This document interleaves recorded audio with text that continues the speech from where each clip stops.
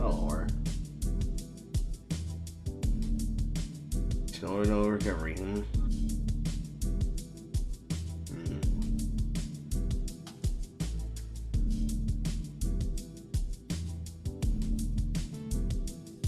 Remember, Carl, the tea has no sugar in it, so it's going to burn your tongue and taste horrible.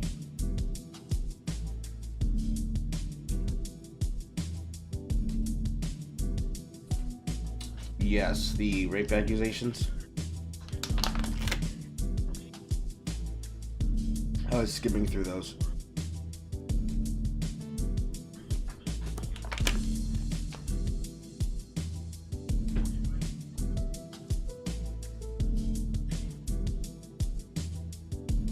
That whole situation might end up becoming a versus chat of its own. Not a lot of these news stories have been worthy of a full sit down and parse through to me. You might disagree with me, but at the same time, it's like, this story just keeps going and going and going and going. I'm not sure how much of it is a healthy amount and how much of it is people wanting it to, you know, combust.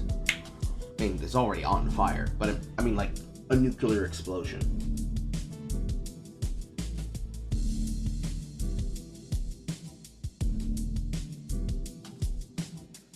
Oh, I believe it's funny as hell too. Gooning way too close to the sun while in a relationship is fucking crazy. It's so crazy, my camera constantly tries to refocus on me because he hears me say it and it's like, what? What?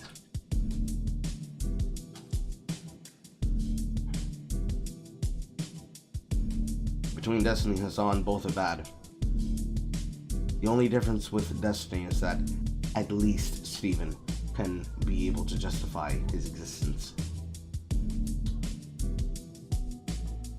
That's honestly the funniest part. With the two of them both doing the exact same shit, it's fucking weird.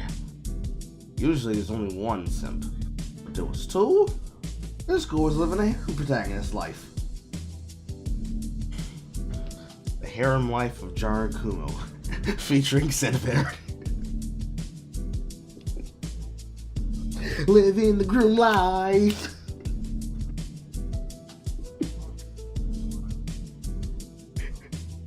Created and featured by It's Just a Number Productions. What am I looking for? Ah!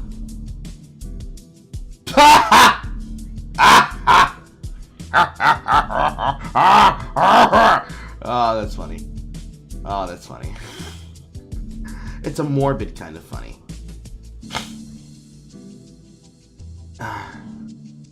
That's a morbid kind of funny. Then again, what do you expect from that platform? I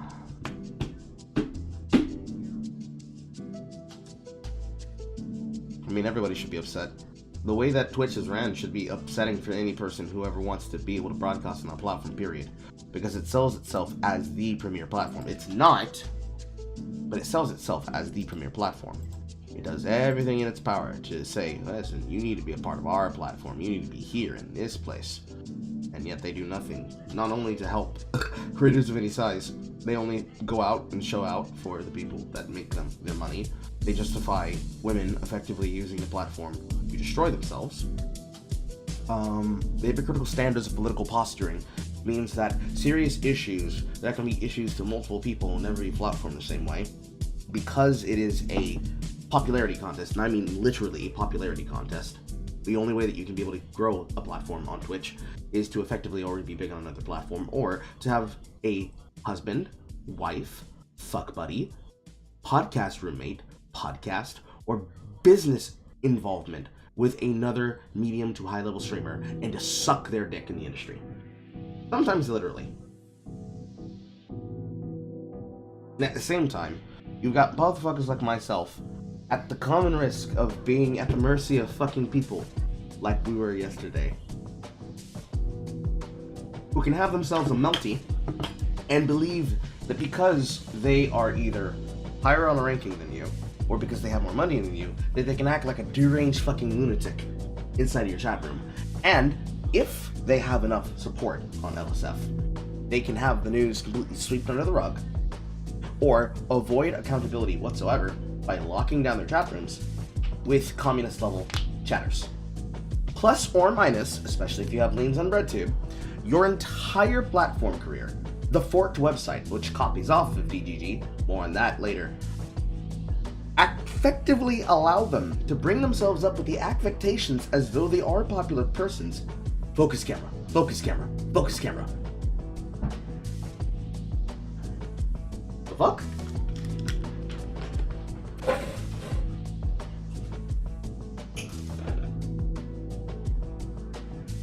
Somebody's car just... I see. Garbage collectors. Why did they paint the car blue? The sound of the can hitting the curb made me think something happened. Where was I? Oh yes, the plus and minus factor of a website from Destiny, laters now, from Destiny being forked by communists, specifically from Vosh, and then used as the platform upon which many people who stream on it can literally then become involved with political proselytizing, to the point of their opinions being bought and sold by political actors like Brianna Wu through Progressive Victory, confirmed with lists of several of the high-profile who's who of attention-seeking word that I can't use on YouTube, insisting themselves into the dialectic of conversation for money no smaller than $4,000. Sometimes in the beginning, $1,000, $2,000, $3,000. The most we've known, multiple payments of 2 in several pay cycles, adding up to $4,000 for several different content creators. Xander Hall's on this list. Koyman's on this list. Wit TV's on this list. Pretty much any person who has Cherry as an editor is on this list. They literally allow for unironic destabilization of conversation in the same breath that they allow women that think selling the same content on the same website 5 times split 4 ways between OnlyFans, Twitter, YouTube, and Twitch, and sometimes TikTok, especially if you're using TikTok as a means of promotion, with lead-ups to their Instagrams to monetize people's either lack of sexual maturity, lack of sexual ambivalence, lack of sexual maturity and discipline, or just children who have none of these things and are just full-on blasted. Create a platform full of the most hypocritical leftist diegetic possible, and then be surprised that there are content creators that want to leave the platform. That is probably the biggest problem with Twitch in and of itself, which leads to a lot of people asking the question, why do people use it? Why do you use it, Carl? And the answer is they were part of the grandfather system. We make some level of money off of it. So as long as we keep our heads down in our own audiences, and we don't ever think of it as our moneymaker and just another fucking lever, none of these things directly affect us. However, it is still going to be looked at as the platform of hypocrisy, because at the very least, there is growth, there is consistency, and there is an actual algorithm for discoverability on YouTube, and technically also TikTok. Although TikTok's is a lot more unhealthy for the way that it wants to be exploited, And considering the amount of people who are apparently using it in the way that they're using it to try and do multiple things on the back door, the effort in which it takes to make that pop is harder, yet even slightly more easier than one would think. Because if they were just able to fucking stop this bullshit where they stopped using a two-cast system of content creator, the problems would be solved overnight. But that requires having spirit and soul. And the spirit of Twitch long since left the building. All the people who made it what it was, long since left. Because you never see this conversation being had about Kick, because Kick has people behind it that have some level of understanding of culture. And they're willing to understand and speak to that culture. Otherwise, what the fuck we talking about? We'll get more into that today in the news stories. However, while I am waffling about that, I need to get this to work.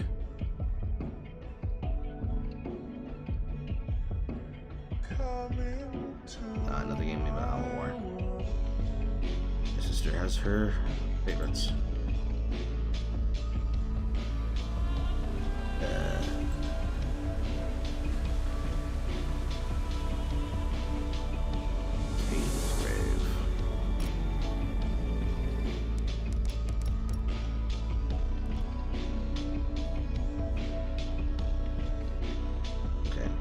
Protected window?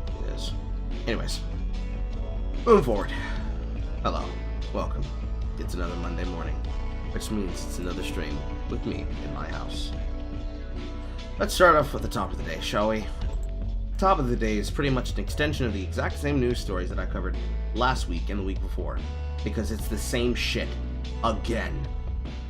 Ridiculously stupid again, but it's the same shit again. However, in the meanwhile, let's get some brighter notes of some of the more common things.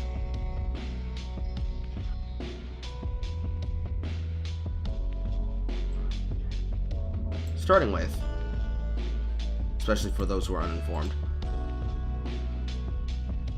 Review Check USA has deleted his YouTube channel, and he wants to focus on doing politics.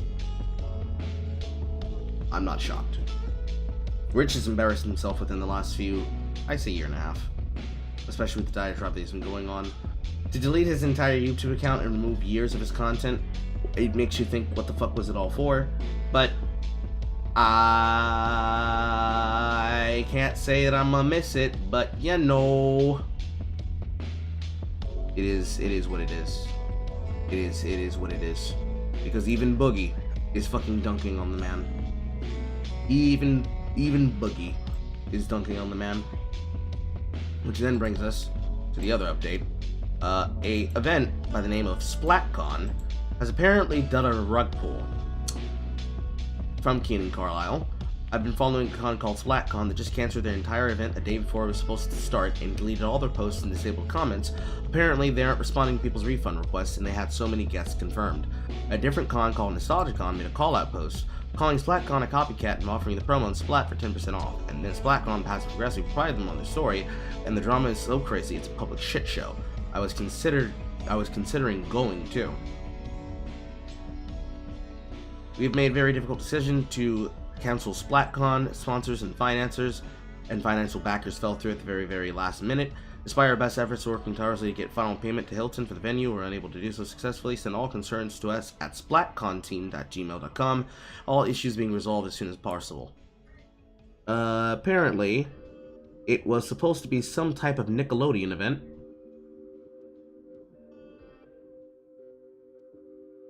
They have only one featured picture, only one featured post, marking the event as canceled.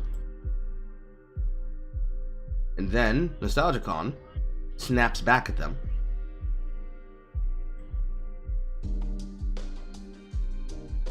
And then, from the SplatCon, be sure to get your tickets. We support businesses who tear down others, and they don't even know the reason behind the decisions that were made.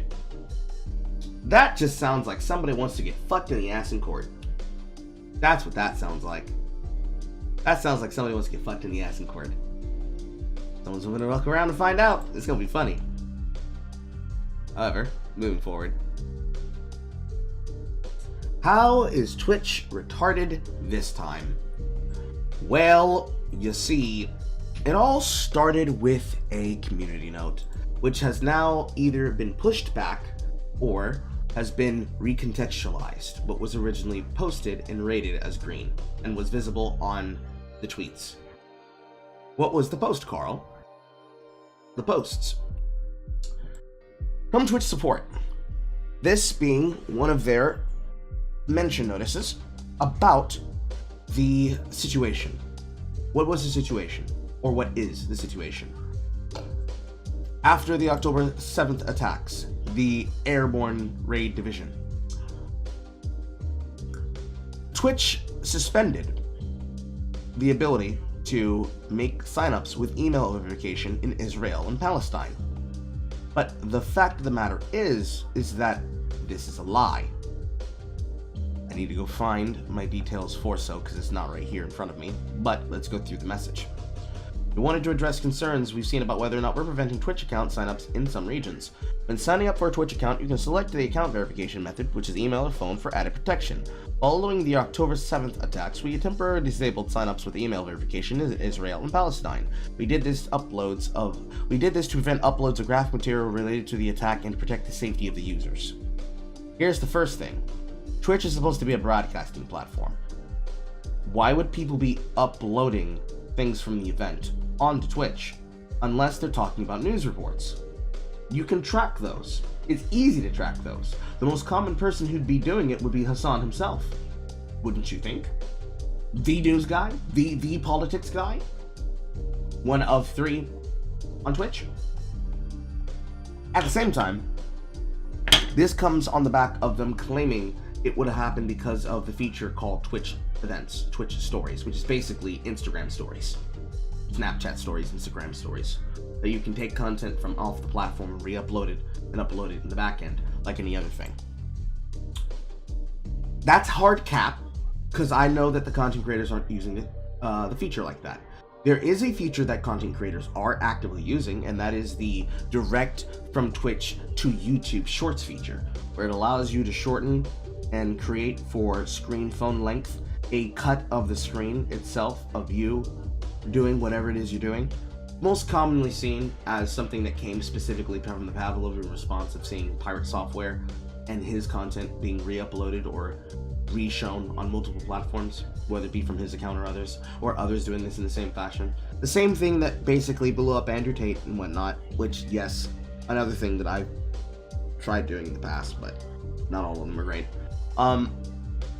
This feature doesn't use the same system, and most of the people who could be talking about it, they would not have been this suspended for this long. If you're going to restrict something over the fallout of an event that happened last year, you would have undone this at the beginning of the new year, 3 to 6 months removed from the situation. You would not have continuously kept them blocked to now. And this is how I know it's bullshit. I need to go get the source code for it, but this is bullshit. Continuing forward, signups were not disabled, and we continue to see signups for both regions. Users could choose to sign up with phone verification. We learned that inadvertently we did not re-enable email verification signups for either region. We deeply regret this unacceptable miss and the confusion it has caused. We fixed the issue, meaning all affected users can sign up using email verification. We also heard concerns whether our community guidelines apply to all content on our services, which is where most of the criticisms have been coming in here. And of course, Stardust was right on top of it with why the Houthi pirate was unbanned. We continue to enforce our rules as consistently as possible, and are actively reviewing content and taking enforcement actions when necessary.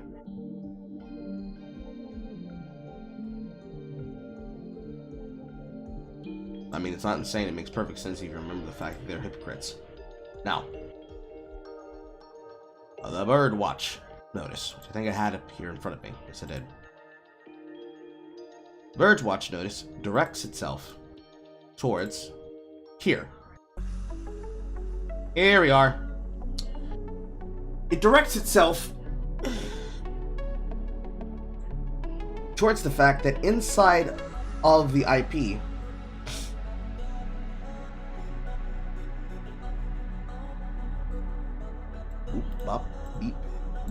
Balut Pow.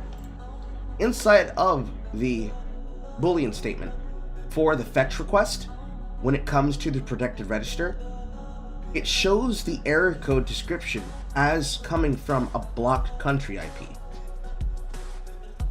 So this is just a fucking lie. It is a proven lie.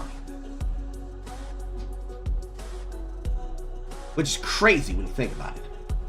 Why would you lie about something that can be found inside of the Boolean statement of the code from the network? Because this isn't deep level hacking. This is the same thing that any of us can successfully achieve by pressing F12 in the console and looking at the network code on the preview. So, the only way you don't learn this and you don't see this is you take them for their word.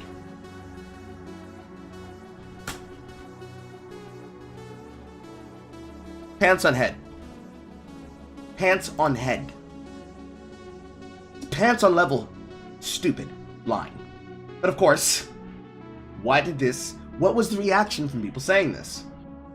There's plenty of reactions. For example, wrong one. For example, from DGG World, from the clips. Them making the statement, and then enforce our rules as consistently as possible. Clips directly from the, or one of many Hasan streams, freebasing the news. Which, you know, this is a weird stance for them to have taken about Israel-Palestine, but for them not to have taken on Russia-Ukraine. And that's not even let somebody like an actual war reporter, such as that, as Burns, get hit for this. Because at the very least, Dylan Burns did the hard work. He actually went to the war zone. Hasan has been doing all of this from the security and safety of his Bel Air mansion. And yet, this was not the stance that they took about anything to do with Russia-Ukraine. Not even close. So what was the change about Israel-Palestine? And then, of course, Hasan Mod coming out and saying this shit while as a partner. How she achieved this by being exactly what I described earlier, a footstool to a more popular streamer who acts as a waiting room for his content, saying this. Partner streamer Twitch Frogan proclaims that she hopes that all American soldiers, I'm not saying that, or get PTSD. I have no pity at all for any fucking soldiers. Distress, thank you so much. I will never have any fucking pity for any fucking soldiers. The US military? Who fucking who? I hope you get PTSD.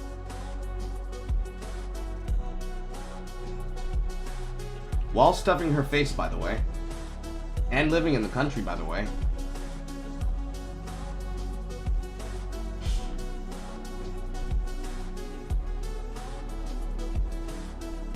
You know?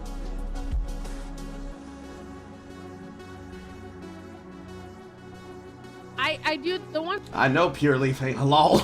Excuse me. I know Pure Leaf ain't halal.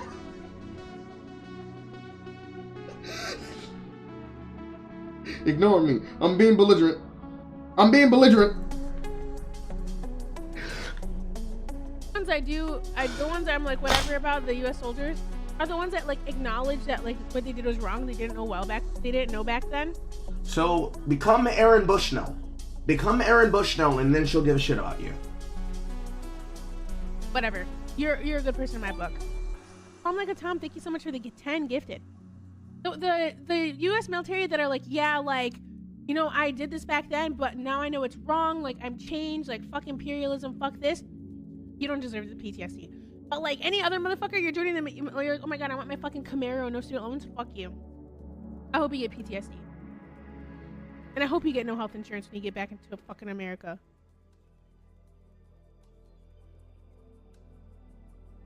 And then she doubled down. Any other motherfucker, you're joining them. You're like, oh my god, I want my fucking Camaro, no student loans. Fuck you. I hope you get PTSD. And I hope you get no health insurance when you get back. And she's giggling at her own clip. fucking America.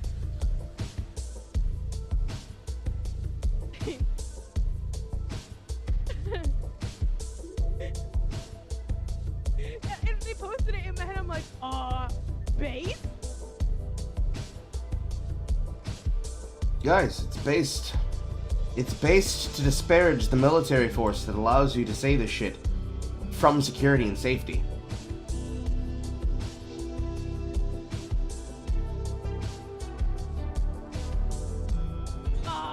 Base?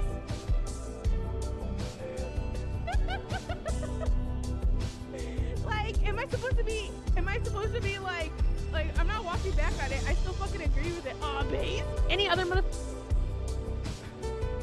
Now, my immediate knee-jerk reaction to this is, of course, the most obvious thing. Horror probably knows exactly where I'm about to go. Go back to the country, then.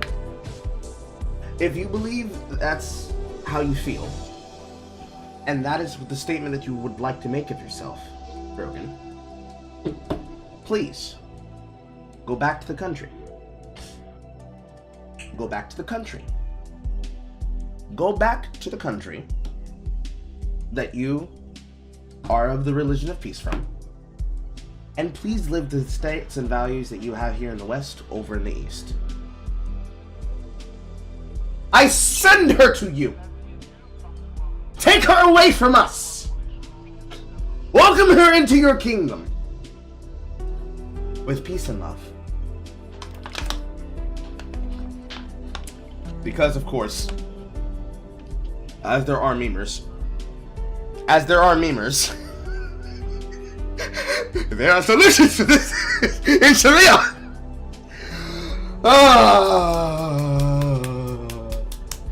But no, deadass, what are we talking about? Are you surprised? Are you shocked that that's the news? That that's the tea? I'm not. You shouldn't be.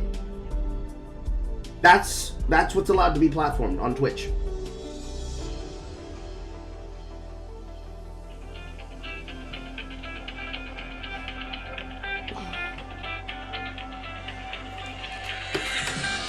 One second.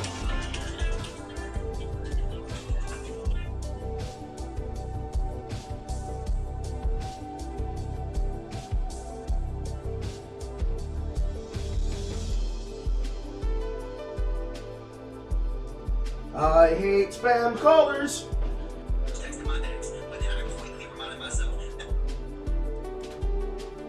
The politics could not stop anytime sooner. I want this election to be over already. Oh my god. If I get another spam call about voting, I'm going to be so fucking annoyed. In fact, that brings up a nice little segue. One moment.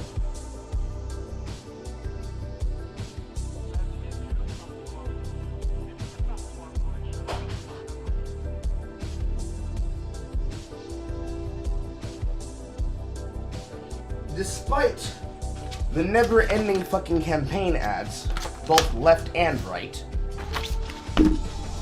recently, from the Voter Participation Center from Atlanta, these motherfuckers tried to give you a Great Citizen Award for voting early. A useless piece of paper. A useless piece of paper. As well as the fucking tweets and the tweets and the text messages and the emails, all that shit. It cannot stop anytime soon. It could not stop any fucking sooner. I swear to God. I swear to God. I swear to God. Of course not, Stick. Of course it's not halal. But you know, if you can't see what she's eating, can God judge her?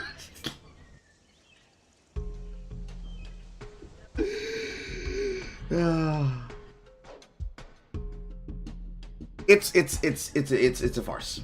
It's a fucking farce. It's a joke. Everything here, every person involved in the situation, all of them and their behaviors, as well as the hypocrisy, because of course, this is blatant breaking of Twitch's TOS. If we're being dead ass, if we're being straight up. This is blatant breaking of TOS. as was stated by Woodrow Jenkins. No action has been taken, and people have not been allowed to speak their minds, because if they speak against people like Frogan, they can get their channels fucked up. Period. It's bullfuck. It's just straight bullfuck. But of course, off the back of this then leads into everyone's favorite deranged lunatic attacking people, Destiny, going in on this. Because this is the basis behind the DGG. Those who remember, the Taliban, which is also known as the DGGX, namely the Destiny.gg stock exchange, everything to do with his audience is the Taliban. Said so because they are usually autistically focused on whatever the fuck Hasan is focused on. He was targeted on Twitch, so he wants to target them on Twitch. From the Willie Mac Show, Destiny's subreddit is actively targeting Hasan's sponsors because Twitch didn't ban him for playing terrorist propaganda on his stream, and his mods are directly involved with everything. I think it's morally okay to target Hasan's sponsors and advertisers on Twitch. Enough circle threads about Hasan, about how bad Hasan is. Let's affect political change.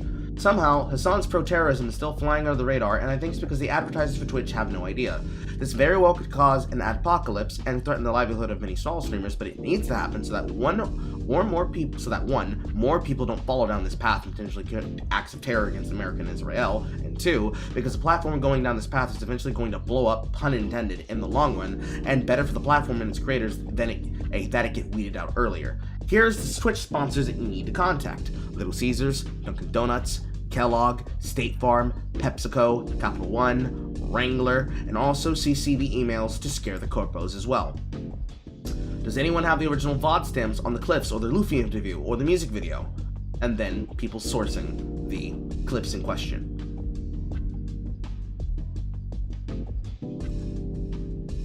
As well as, I think I'm going to send an email to Little Caesars about Hasan. I already have one typed up that's hot and ready.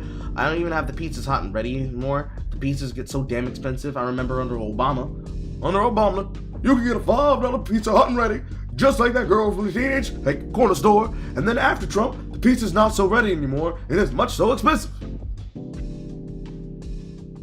And then I take back my statement about use of right-wing media too close to an election and it could be spun against Democrats easily. Go silently to the sponsors.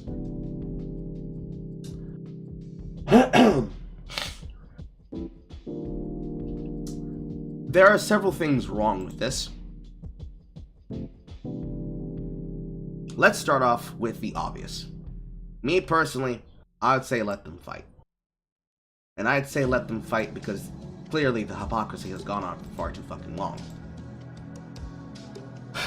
However, removing it from the scope of drama on Twitch, because Destiny can't even be on Twitch because he's banned on Twitch and he's been trying to get himself to get his repeal, which is only allowed to be done every 6 months. Regardless of that, the problem with Hasan is a microcosm of a macrocosm of a microcosm of a macrocosm. Hasan, microcosm, is a macrocosm of Twitch political dumb shit on the platform. Twitch politics in and of itself, microcosm of the macrocosm of the microcosm, is a further expanse of the political diatribe and the wars that can be had over issues and topics on the platforms, plural, in their totality. Because you don't get this without everything else I just showed you. And you don't get to this level of activism and attack WASP mobilization, lightning rodding, choose your term to describe the action, attention-seeking behavior done to explicitly exacerbate for a goal and an outcome, without clear bias being put in context to the actions.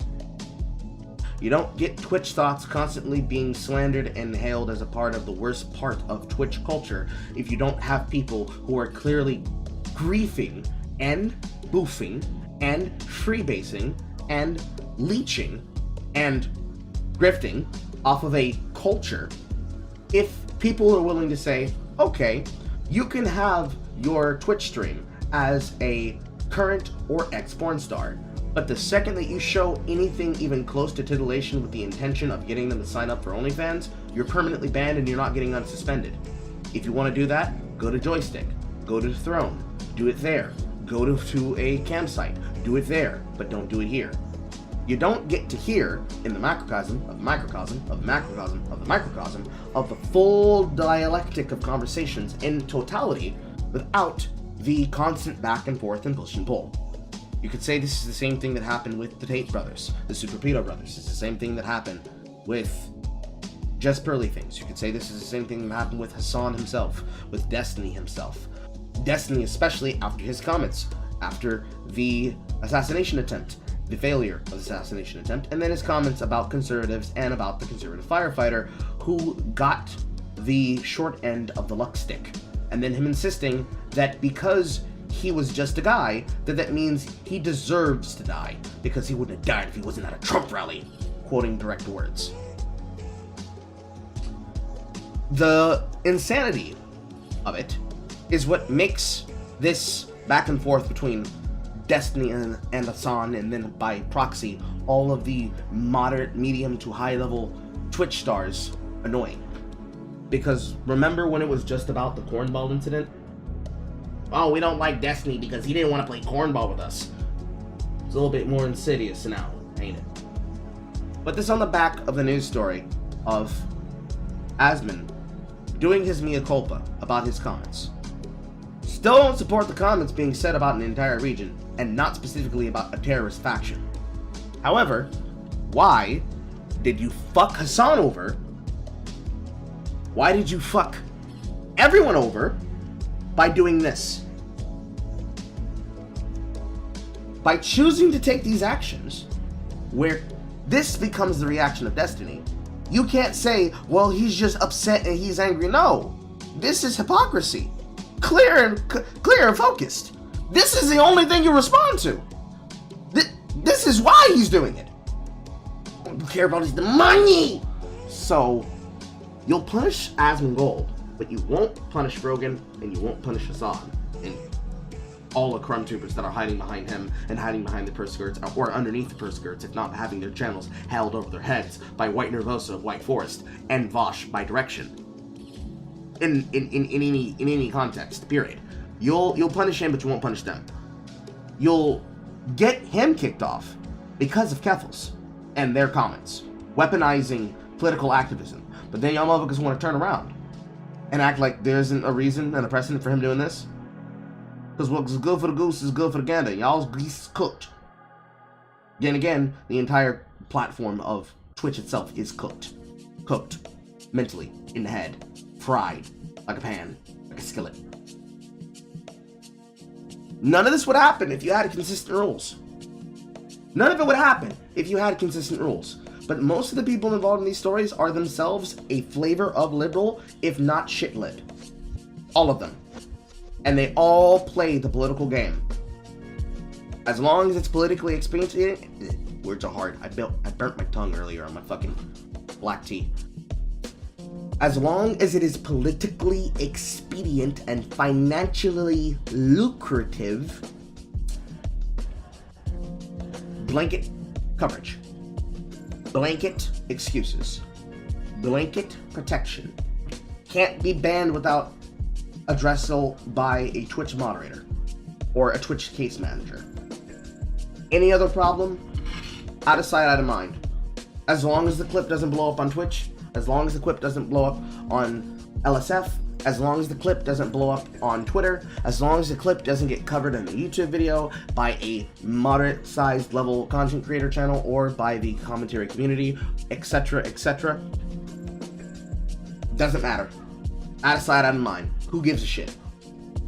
Anything even close to getting a whiff to H3H3? Pissing shitting themselves.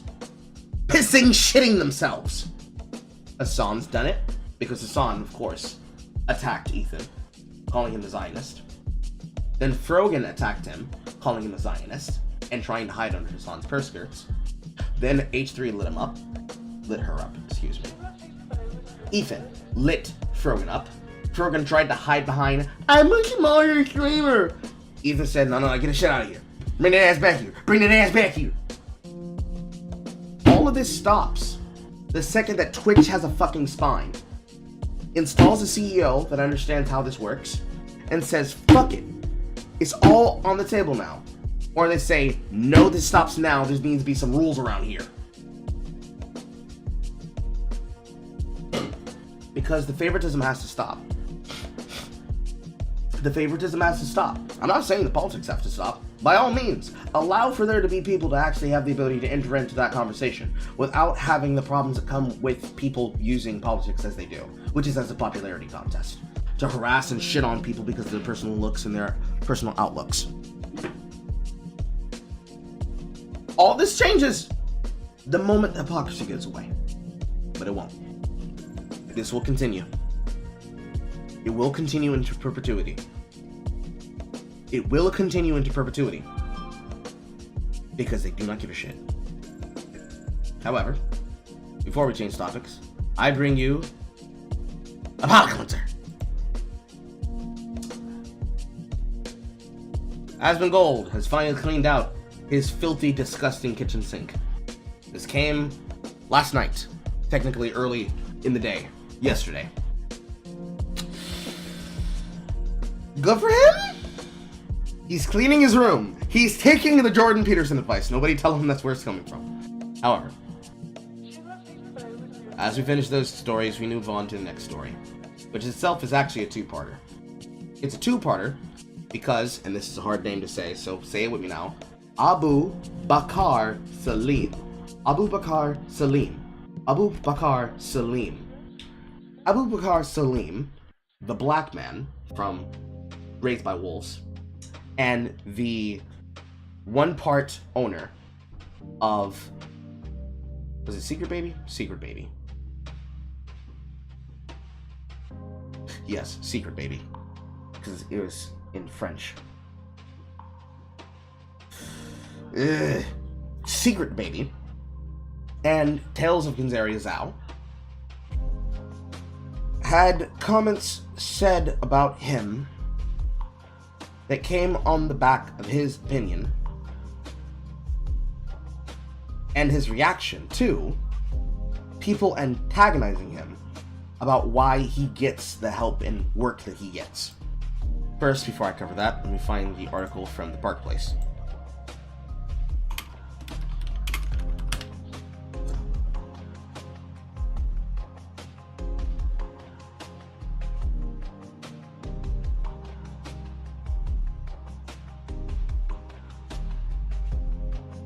This story started out like this.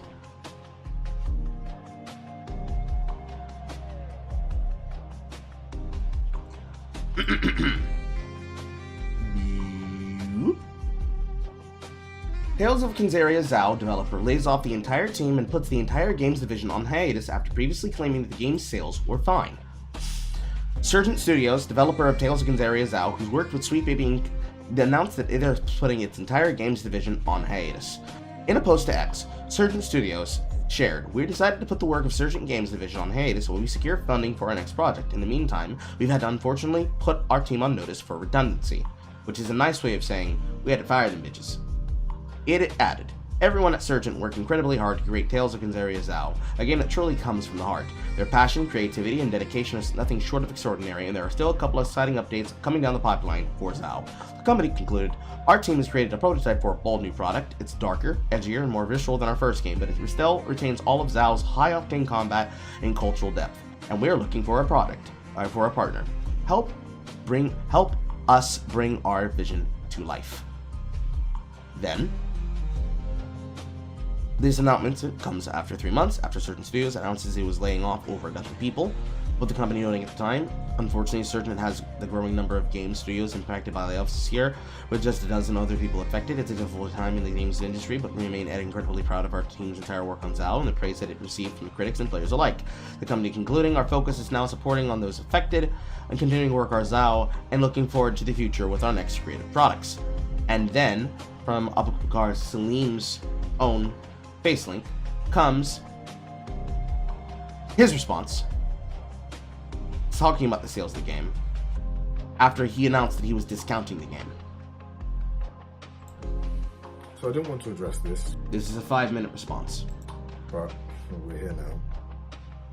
Look, since the beginning of my career, there's always been someone who's made me feel like I didn't deserve the opportunity I got. From Assassin's Creed to Raised by Wolves, I've had to ignore people saying that it wasn't the work that got me the opportunities. No, it was simply because I'm black. And look, I've turned the other cheek and just kept doing my thing.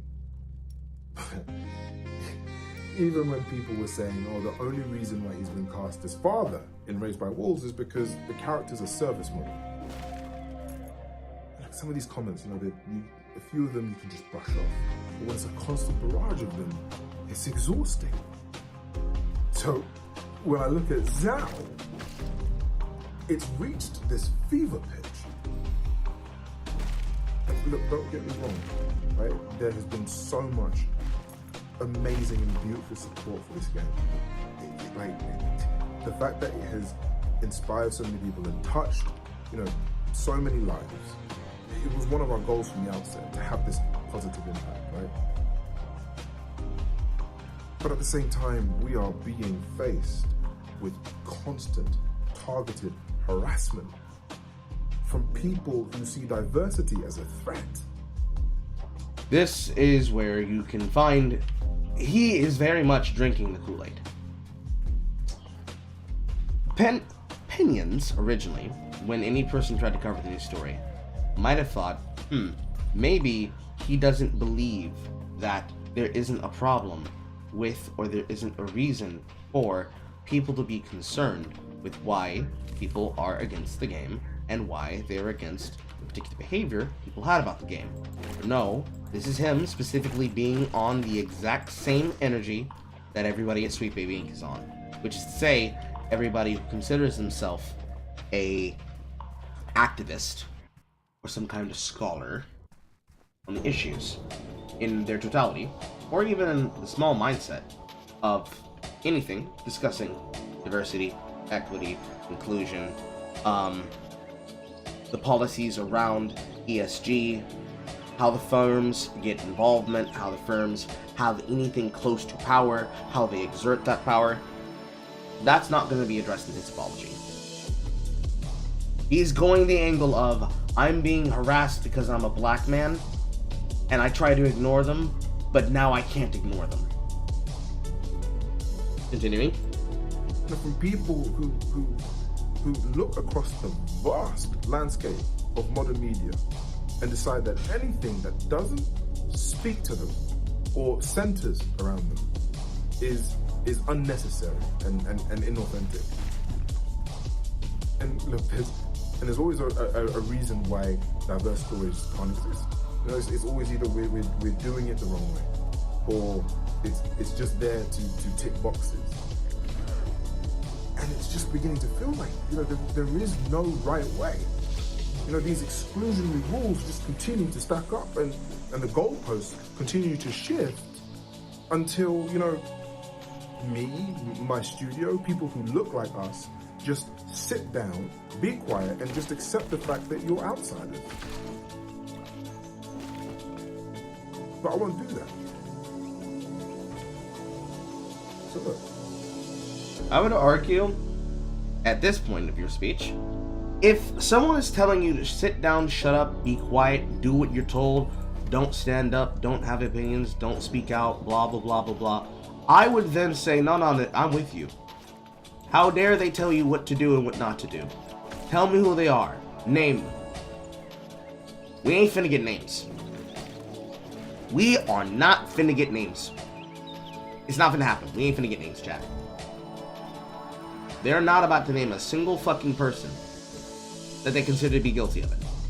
If they tried to, people would then say, okay, so what exactly is the problem here? That ain't finna happen.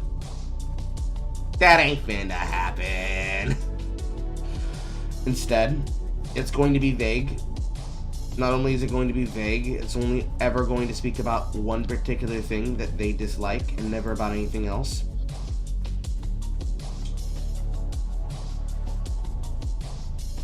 Garbage. I would say that is a garbage opinion. I'd argue that's a garbage opinion to have, especially as a creative, especially as a working creative. That's my opinion, though. There are people who aren't like you in a game. You know, I want you to know that that game is still for you.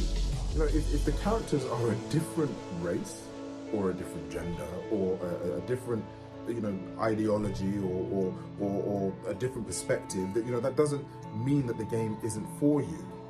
Well, and I'll let you finish. Well, true, but if a person criticizing you about the game makes them then a harasser, then that tells us exactly what kind of mindset you have, doesn't it, Gar? Excuse me, Salim. Pattern recognition. That's what it comes down to. It comes down to pattern recognition. I'm not even going to say that the game itself is shit. Because it's not. In fact, I would say that Tales of Gonzaria is a victim of what happens when people say something about a game, repeating the words of somebody else and not reviewing it themselves or looking at it themselves. To that edge.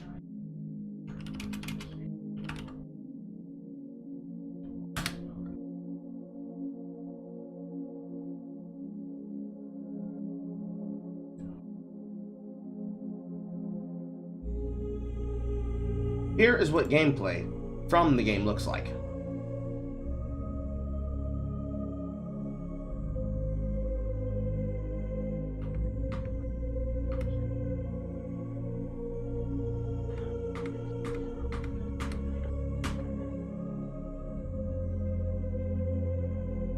It's a flashier version of Hollow Knight.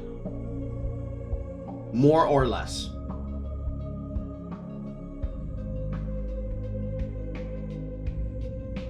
Does it look like it's boring? Does it look like it's dumb? Does it look like they didn't have work put into it? No.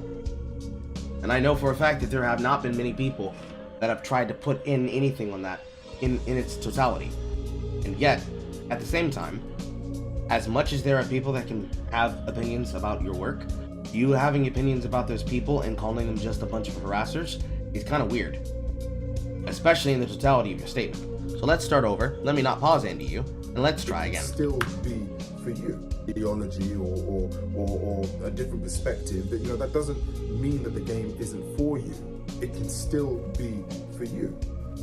You know, it's an opportunity to live in rich new worlds, to explore different perspectives, you know, to explore, you know, different cultures, like, and all the while, you're playing a decent game. Who notices the talking point?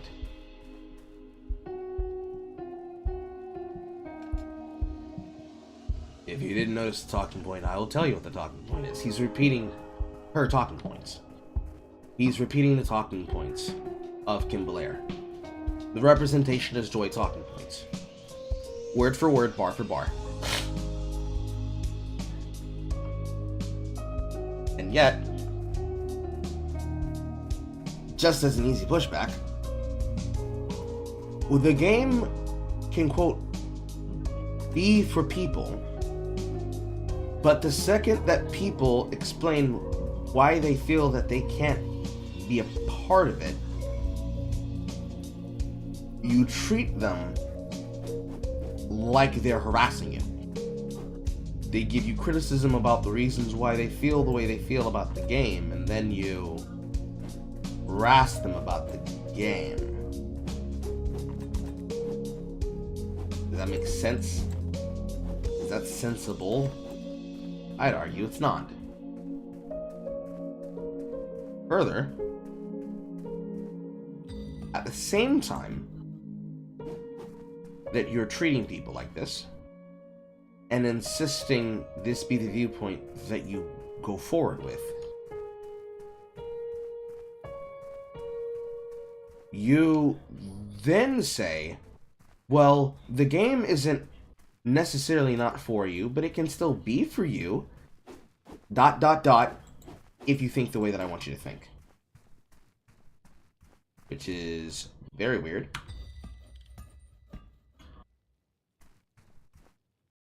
Moving forward. If these games are opportunities to experience something different, something new, you just need to be open to it. Ah, yes. So, people need to be open to your game. You don't need to be open to the people. It's not about whether or not the people in question have it wrong. They, of course, have it wrong. They're just not listening hard enough.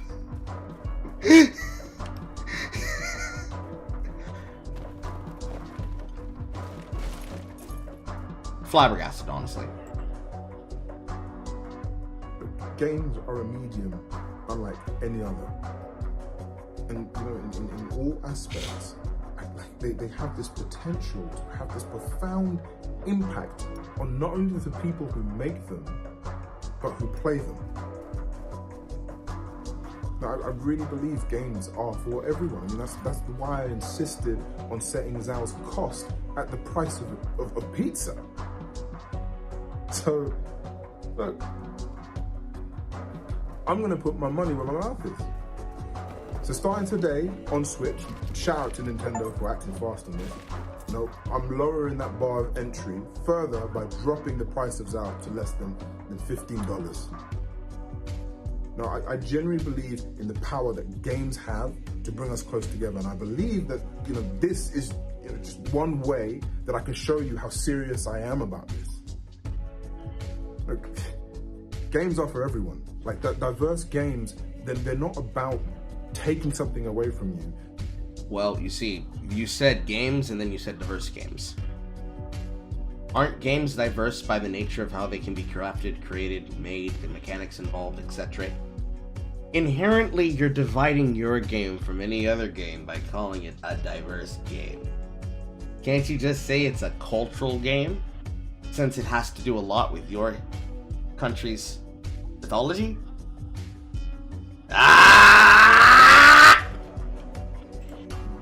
They're about adding something in, because there's room for all of us. Now look, I'm working with the team in bringing this discount to all platforms, and it's going to start from now to the end of June, because, you know, it just means so much to me, man.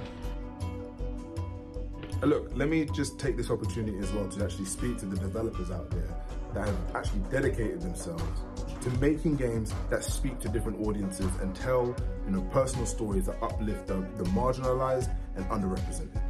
He said the magic words. Also, don't let me talk and speak to the gamers. I'm not going to talk to the consumers, you know, the potential customers that I just lowered the price for. Let me talk to the developers. Let me talk to the developers that specifically know what I'm putting down. No, your work is so important today, and you know, whether you realize it or not, you are actually setting an example for the next generation of developers, of creators, of artists. An example that they should not follow, because this is a great way to be looked at as a hypocrite. More specifically, to be looked at as a person who specifically wants to attract the attention of an audience that you want to harmonize with your message, but you're not willing to say, you know what, I did fuck up, and I did attack people, and I did go out of my way to slander them as something that they're not, because people having disagreements was treated as the worst thing possible. Just take that in. Keep doing what you're doing. Thank you. All in all, a message that if you were to remove it from the zeitgeist of the culture war, you would have no idea why you would have to make the statement. But then, when you put it into context of the culture war, 3 things become apparent. First, he drinks the Kool-Aid. Not only does he drink the Kool-Aid, he puts sugar in. 2, on top of drinking the Kool-Aid, he doesn't give an example of any of the harassment he's been receiving, because that'd be letting the trolls win. But he then claims that he's doing what he's doing on behalf of trying to get people to enjoy diverse games, thus demonstrating that in his lack of example, he demonstrated both the example being provided, and 2, that he sees himself as something entirely different. That he's doing something that has never been done before, has been done multiple times. And then thirdly, reaffirming his hatred of that consumer base that has probably criticized him for this exact action, and trying to speak to the developers that are signal boosting each other with the particular words they need to say, aloud or unspoken, to let them know that he's on the up and up. It's ridiculous. It's fucking ridiculous. Now, this story picks up from here, because then this gets picked up by somebody hoping to attack YouTube content creator Hypnotic. I have 10 tabs. I have 10 tabs open because of the podcast of an anti-woke team talking about Abu Bakr Salim and Tales of Kanzara. Of course, they had to mock his speech at the Game Awards 2023. Here's the whole segment. Sing us a song, you're the colored man! Well, go, sorry. No, I was just going to say, like, if you begin in the opening seconds of your video by trying to denounce the idea that your being black has anything to do with it, it only makes it look more like it has everything to do with it. Right. So, No, that's what I did earlier. Like that. Sing us the song, you're the colored man. Jesus Christ. oh no, there's 2 of them. It was one of our goals from the outset to have I'm pretty sure that was said as a joke, because one of them has a harmonica. However, they then continue, I'm disgusted. You should watch the whole segment. Keep in mind, while we play this, like, as we've already learned, he is an actor.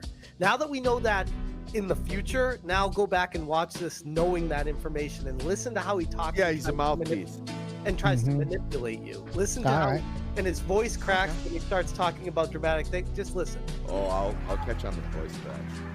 Look, I've loved games all my life. I played them all my life, man, from Kingdom Hearts. Oh my God. No, you did. Golden Sun. He's leaning really hard into it.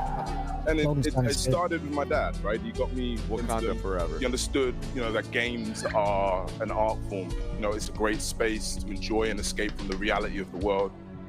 And he passed away a while back, and I'll tell you what, I'm still figuring it out.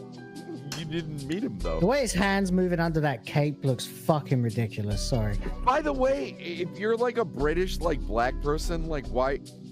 I'm sorry. I have already black know how person you're gonna off finish this off that. of. Yeah, Why are you wearing black? your No. Rafiki or Because he's leaning. Yeah, you're right. He's wearing why are this you sort of wearing like, the thing? Why are you wearing the cape? The side like, oh, I got my. It's a cultural part of his uniform.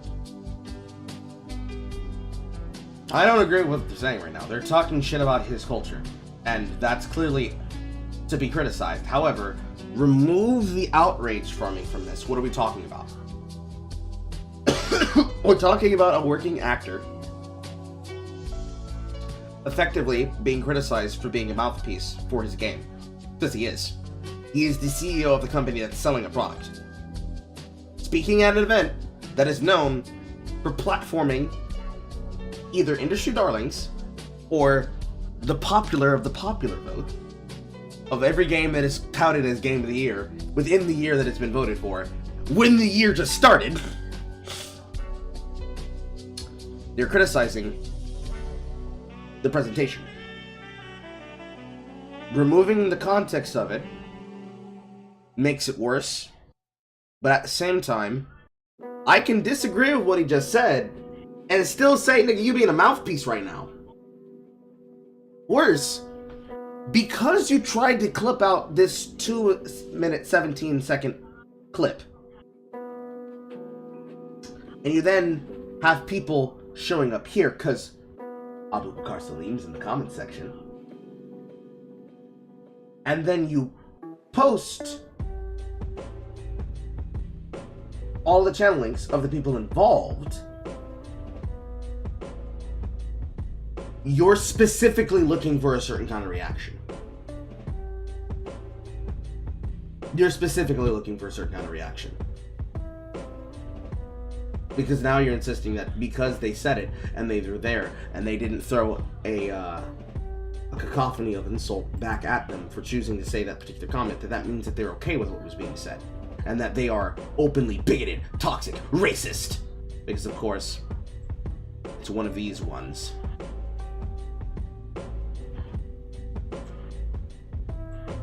But past that being said, let's let the whole clip play in itself in its totality.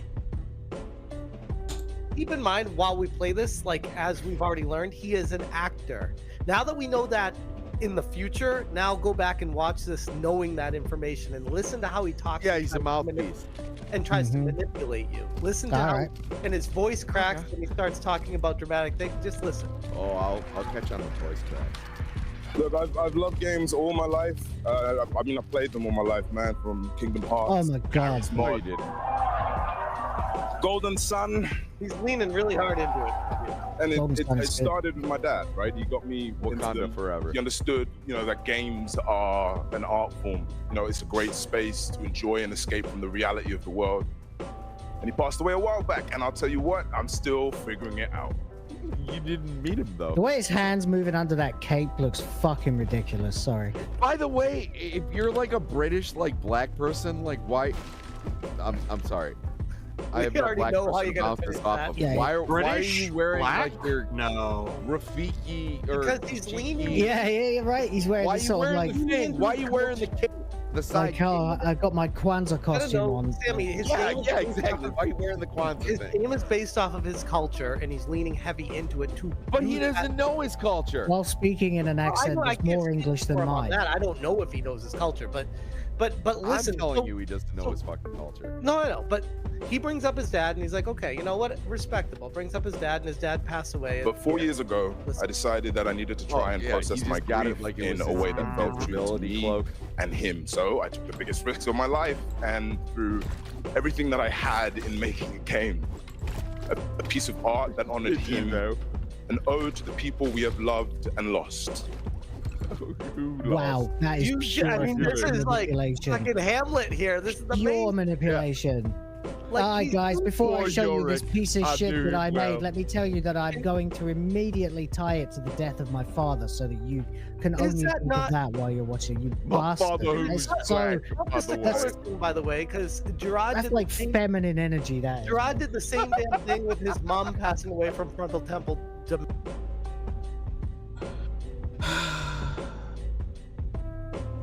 I'm getting right into the Abu Bakr Salim news story that involves Smash JT.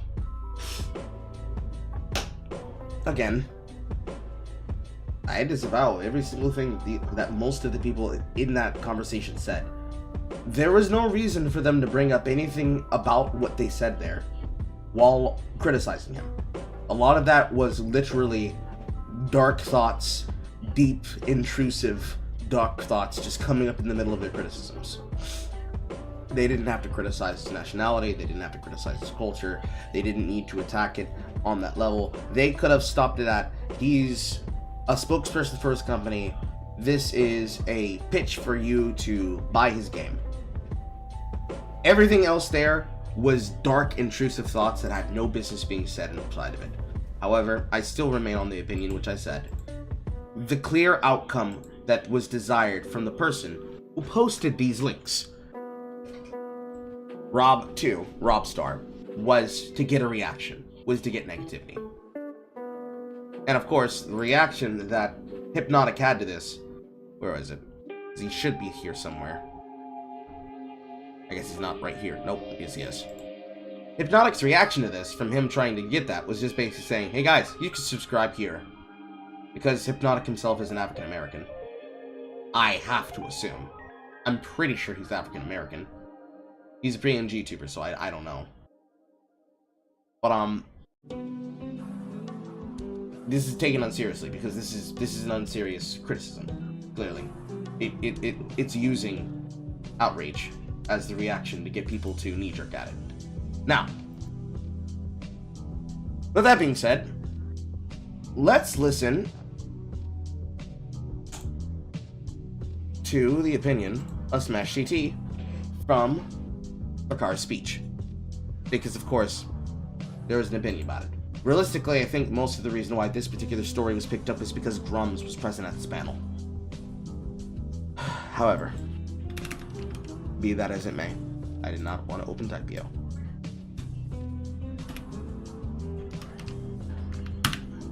Be that as it may. So I didn't want to address this, but we're here now.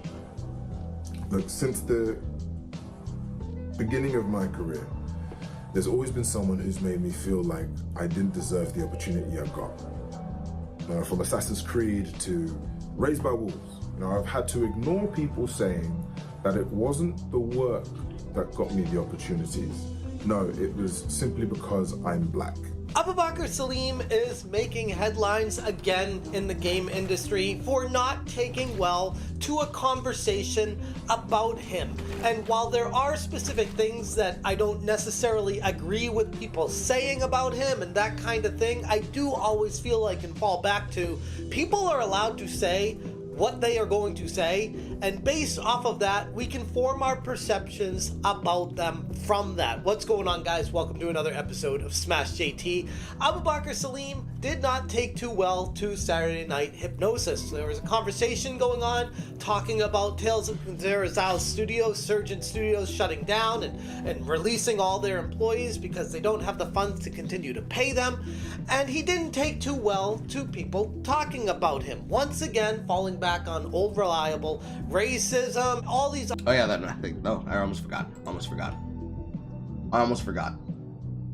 He then made a, "Are these your leaders?" Comments. 1 second. Let me see if I can go find that. I almost forgot. Ah.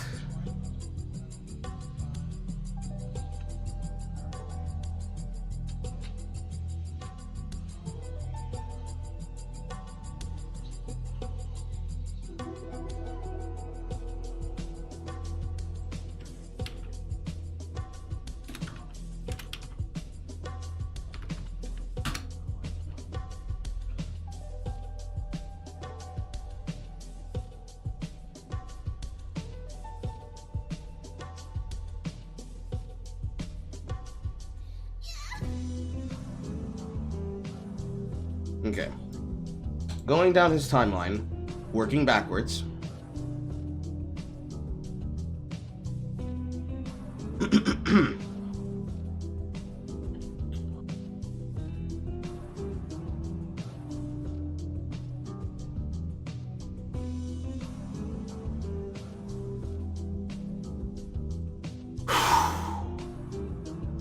He actually picked some of the worst fucking comments, but okay. Let's go from here. From a commenter inside the general discussions on Tales of Gonzaria. Why does my character keep clicking his tongue when he talks? I can't understand him. Can someone translate? Interesting. I don't even think the name checks out. Does it? Nah, look at the interview. Game's so good and now your studio's on hiatus. How much you may have paid for the interview? That Blackie is bullshit.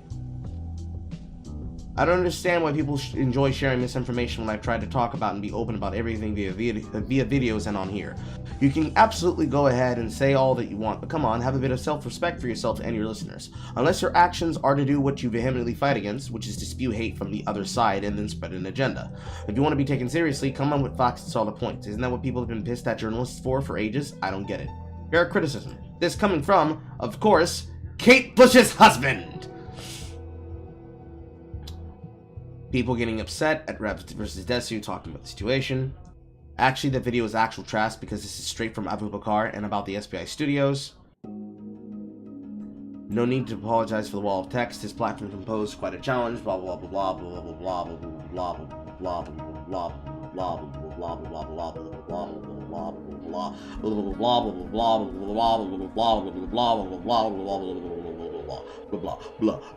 blah blah blah. So basically, The beginning of this is conversations, this one had with Savvy, about the context behind the work on Zhao coming to a close, and Savvy being nice, and suggesting that the best way they could go forward in the future is to crouch here. Savvy's doing this the correct way. Carl, what's the correct way? Don't be a dick. Savvy has a conversation politely, the correct way. At the same time, everyone's favorite Gooner Online does the thing that they usually do, which is back and forth and back and forth and back and forth. Bakar signal boosts this, and then he responds to it. Then Rob makes his tweet, and then Abu Bakar reacts to it. Are these your leaders? Mocking the speech that I give about the game dedicated to my late father, the man who told me that games are a great space to enjoy, to escape, a place in which community is strong? Again, my confusion comes from these people not willing to engage on the grounds that are civil, when all I've offered is transparency and communication. But no, they wear the same masks that they say that they're fighting against, the clothing of those they ridicule and attack for no reason, who want division in an industry, who inject politics whenever they share. I'm here if you have questions. Grummz dumbass shows the fuck up. As I said on stream, I respect anyone who creates. It's a huge effort, but you have to build to market. If you don't, you can't be claiming chuds or racists for not making a product people don't want. Your game was well done and beautiful. It just didn't resonate. Iterate and ship again. Grummz, somebody insulted the man's fucking cultural garb. Perhaps you should criticize that. Then, of course, Smash JT is here as well.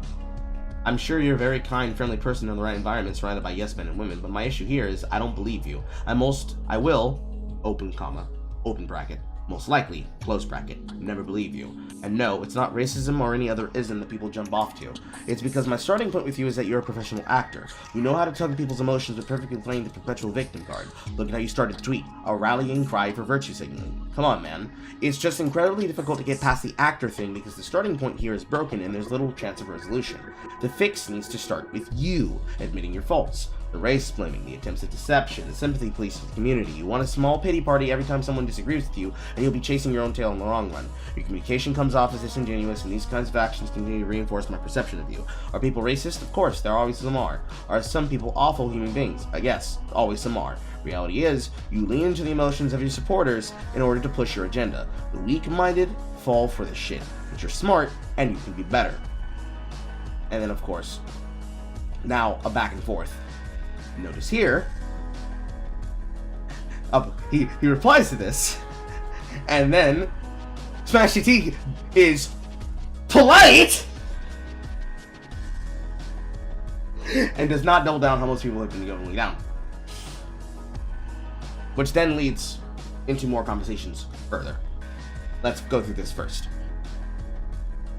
Hi, Smash. Appreciate you reaching out and engaging. I admit, perhaps the opening of the street was quite hyperbolic, but like you, if I get offended or targeted, it's only human to bite back. Before I go into what you shared, I just want to say I've seen a lot of the shit that you've had to tough through, and it's whack. Anyone calling up a person's company and revealing any shred of personal information is not only stressful, but completely unnecessary. So the amount of madness that you've had to deal with, I wouldn't wish on anyone. That said, let's get into what you said. You speak about me leading with emotion, or that you can't trust me because I'm an actor. Being an actor is a profession, man. Our job is to take a script and to tell a story. No, our job is to be told what the fuck to say, be told where the fuck to stand, be told what the fuck to wear, how we should be wearing it, and anything else from there is the action of us creating a character in our mind and portraying them so that it can be digitally recorded through a digital medium like what's capturing me on my webcam. That's our job. That's the job of an actor. Voice actor, same thing, but vocally. That's the job of an actor. Putting that in the context of that being our job as actors, yes, he has the right to say that because we understand how to play to an audience. That's why you have to be so fucking for real right now. Nigga, come on. No, stop it. That's disingenuous. Also, trading off Berta's word, kind of hate how all these things devolve into monkey screeching discourse because everybody is both a low face and vindictive towards each other. Yeah. Usually there's never any reason to get into these, but it's necessary because now we need to establish a timeline of reaction. Because the back and forth here is what Smash JT is speaking on. We already know that Abu Bakr has a viewpoint, and he has a perspective, and he has a political proselytization angle that he wants to speak towards, because he wants a certain kind of audience to be consuming his content. People criticized how he presented himself. Some people said extremely out-of-pocket shit, and he takes those people saying that shit out of pocket to slander an entire group of individuals. People who are involved and people who are not involved. 2 examples here, Savvy and JT himself. Speak directly to him and try to have an open dialogue. Clearly, he's more willing to have open dialogue with one kind of person than the other kind of person, for obvious reasons. If we want to be so fucking serious right now, he has right to be upset and insulted about people insulting his culture and the memory of his father. However, to a point. Should he be insulted that they insulted his speech? Yes. Should he take that to heart? No.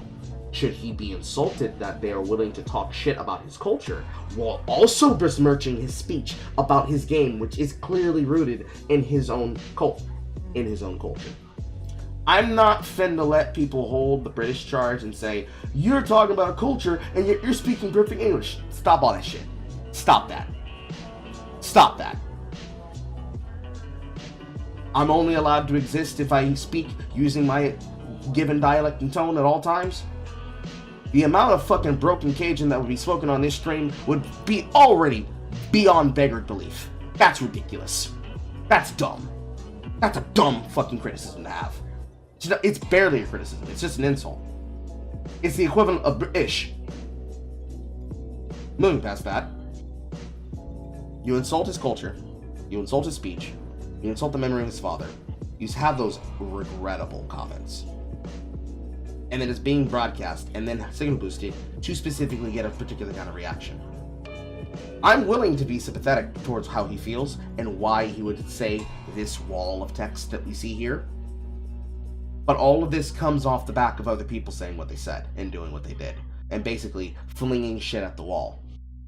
Which is why the reaction that comes from Grummz, of all people, is fucking stupid. Whereas the reaction from Smash JT is actually probably the better way to say it. Continuing. It isn't to put our personal life into the work and share that into the world. Being a developer and an actor are 2 different things. Besides, having you previously called in your audience's aid when you felt wronged, it's only human. And I need to clear the narrative of me calling people who have never bought my game racist. That is not true. And if anyone actually did that, they're an asshole. My calling out on racists are those who have been racist. If you say they don't want to buy the game because of SBI involvement and it's a stance you want to take, right on. You do you. Just don't make derogatory insults while doing it. If people say they don't want to watch your content because they don't like what you talk about, that's a fair opinion. But if they start saying that you're a right-wing Nazi, that's something else. Now we've set a standard here. If you don't want to buy my game, don't buy my game. But don't you dare disparage SBI. People don't want to watch your content? Okay, they don't have to watch your content. But don't you dare criticize that man and call him a right-wing Nazi chud! We have clearly gotten across a problem here. This isn't necessarily a stance that was taken by Kate Bush, now was it? No, everyone's favorite Wall Street gooner, sitting from the safety of his home talking shit about other people on the internet, wanted to do what they always do. I don't like this person because he's icky and poopy and has bad opinions, and he's clearly a pedophile. All of the left wing and all of the BreadTube essay insults. I don't think he was criticizing Kate directly.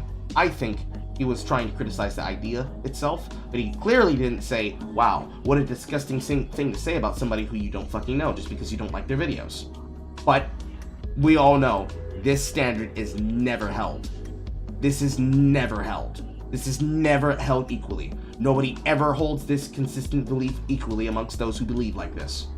You want them to shut up about your game, and you don't want them to give a criticism of it ever.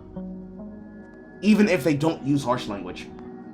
You clearly do not want them to talk about it. You don't want them to talk about it. You don't want them to cover it. You don't want them to mention it.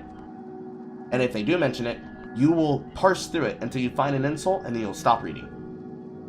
The second somebody makes a joke, regardless of how topical or how clever it is, to the point where you have to take time to research what they called you in order for you to be able to be upset about it.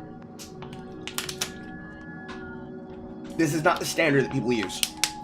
Because if that was true, why does Alyssa McConaughey get away with her coverage of all the events surrounding you and your game?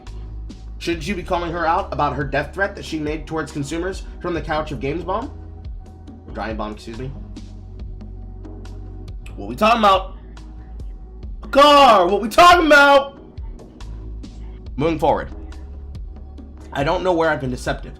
I've tried to be as open and transparent as possible because the industry, as well as many other people, need transparency rather than censorship. Just because I'm telling you where my art and work comes from doesn't make it deceptive. No, the essence of what makes it deceptive is that we understand how it works.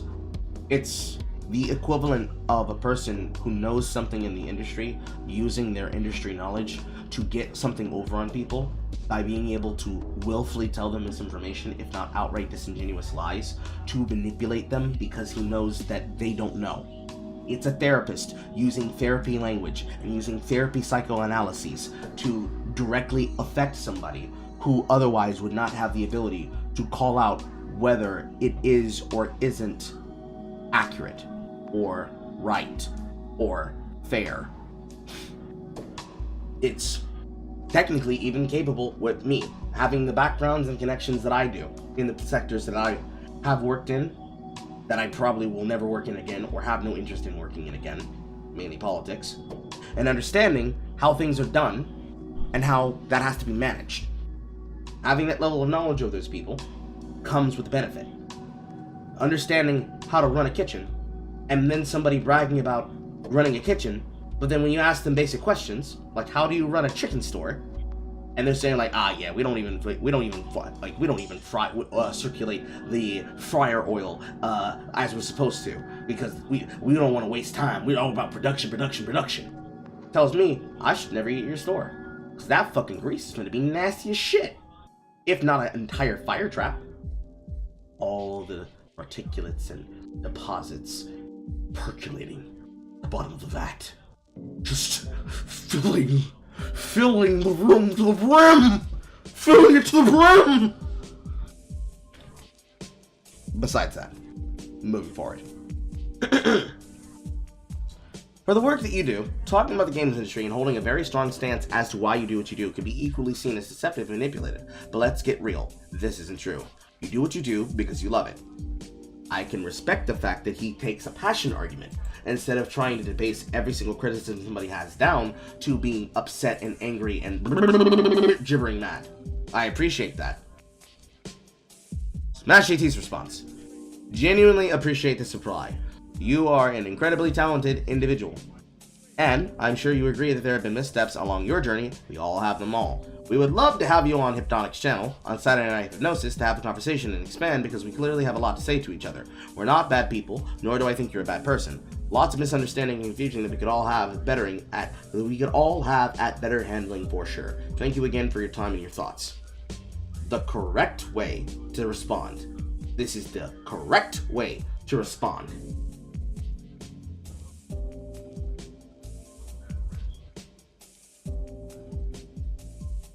Which then brings us back to the timeline.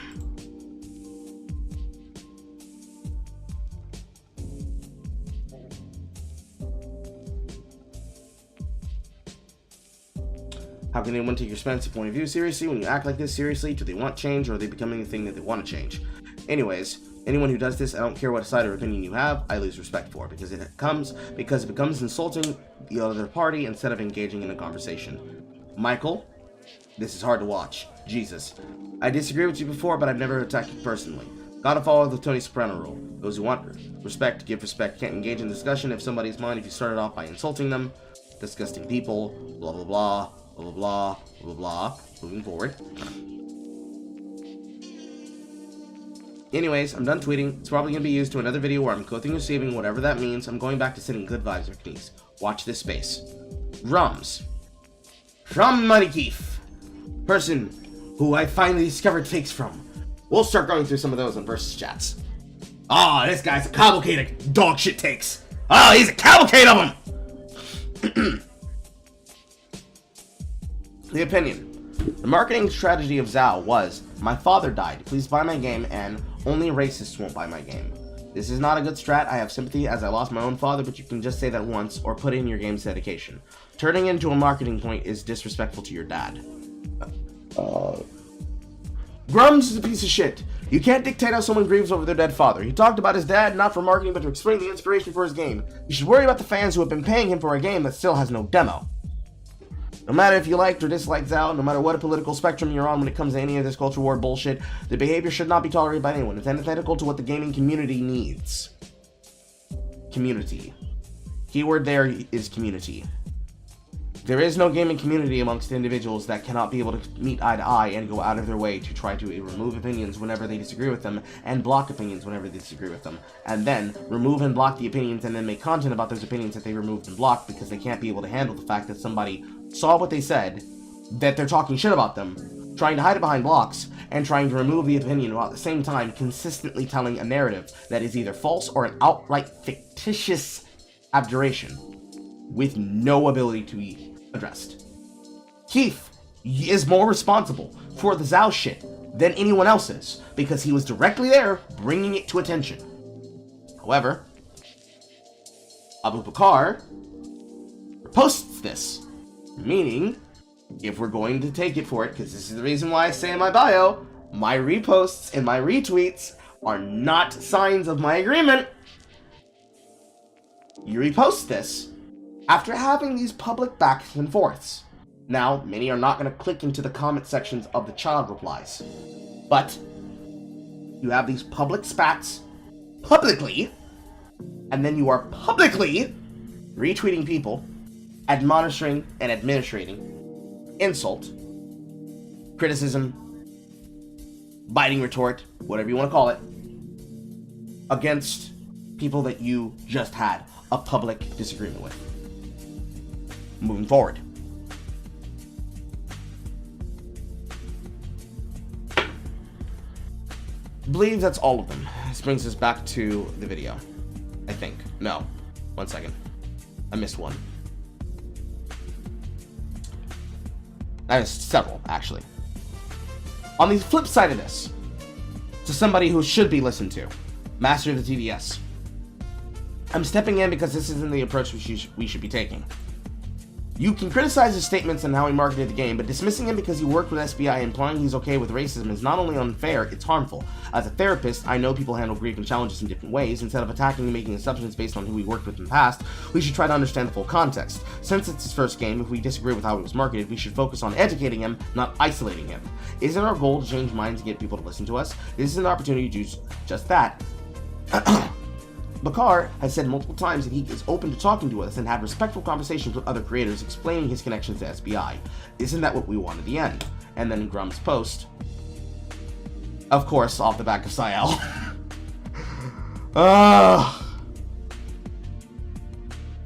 We gotta go all the way back. The opinion from Grummz. I wouldn't be asking if the audience had cheered so much for you at the Game Awards if they bought the game. They didn't, did they? It's all fake virtue signaling. Focus on sales to gamers. Then Sael comes in with just with an elbow. He comes in with an elbow. These are my leaders. Racism is okay, says Sweet Baby Ink employee, as long as it's racism against the races I dislike. Illiterates allergic to profit. Illiterates allergic to profit. That's a bar. Zhao doesn't sell, but maybe if I make noise, I can get woke funding because I'm a victim, begging for attention. I'm going to say that I can agree with Sael, because at the very least, he's saying the soft form of this, right? He's not insulting his race. He's not insulting his culture. He's calling out the fact that the hypocrisy stands to people that he works with. He is being included in a screenshot. Let's go full screen. He is being included in a screenshot, which is all of the behavior being put into its totality. This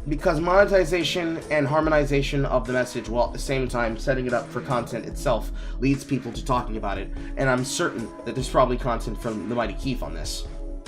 Yet at the same time, the Mighty Keith is as responsible to adding to this as any person who decided to jump onto the story for reasons outside of just basic criticism.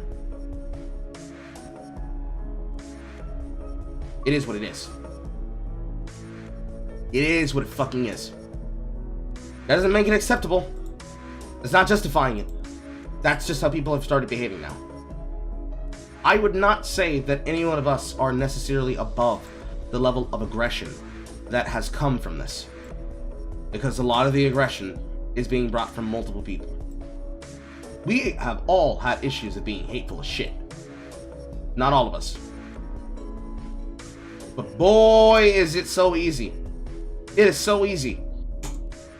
Which is why I have taken pregnant pause and have actively become a criticizer of Grummz and paid attention to how he criticizes things and how he talks about shit and pushing back against it and making sure to, whenever I have to use something from him or involving him or a news source around him or about him, and ironically he just happened to be there as a special guest for this one, how it gets handled.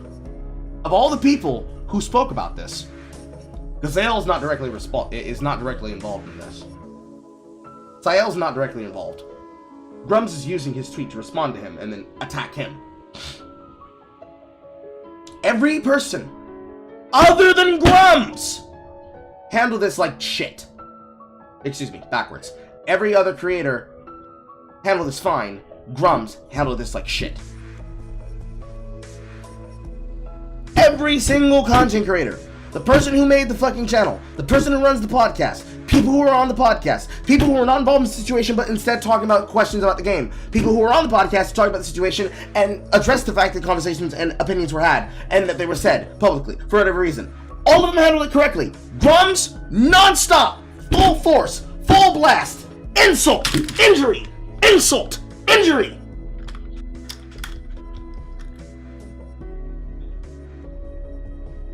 The lack of fucking patience is bizarre. It's not even entertaining. It's obnoxious. Going back.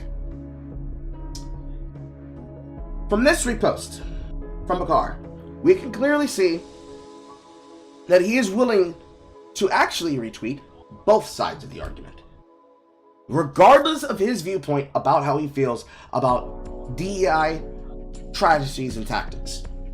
In his mindset, he at least has the line. Let's call it the BFFR line. What does BFFR stand for, Carl? BF2R means be fucking for real. When we get into news stories like this, and when we get into the nitty-gritty of the details, what makes this shit annoying, because remember, the devil's always in the details. That's why you always gotta pray to Jesus.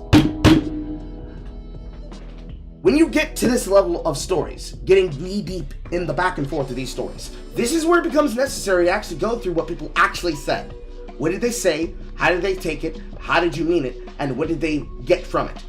When we get to the line where we have to be fucking for real, you have to drop all that bullshit and just say what the fuck you mean. In this situation, Bakar is annoyed with the fact that he's being thrown out and having his opinion ignored because he worked with Sweet Baby Inc. Therefore, he's poisoned. Therefore, my opinion is not to be listened to despite it being my fucking game being criticized. He sees himself being antagonized for his culture by people he's never heard of and never seen. He's annoyed. He is going to have an emotional outburst. He's finna crash out. And nigga is he justified in crashing out. Abso-fucking-lutely. Yes, he is. Amongst the people who are the crash out victims, we have journalist, influencer, journalist, Grummz.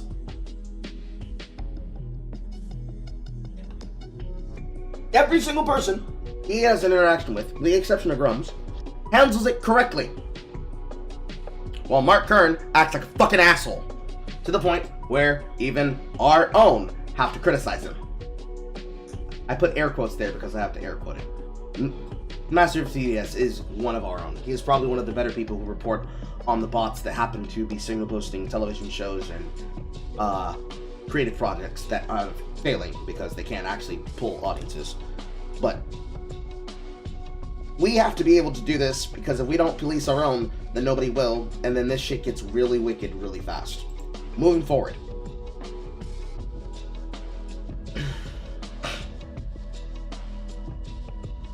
Moving forward.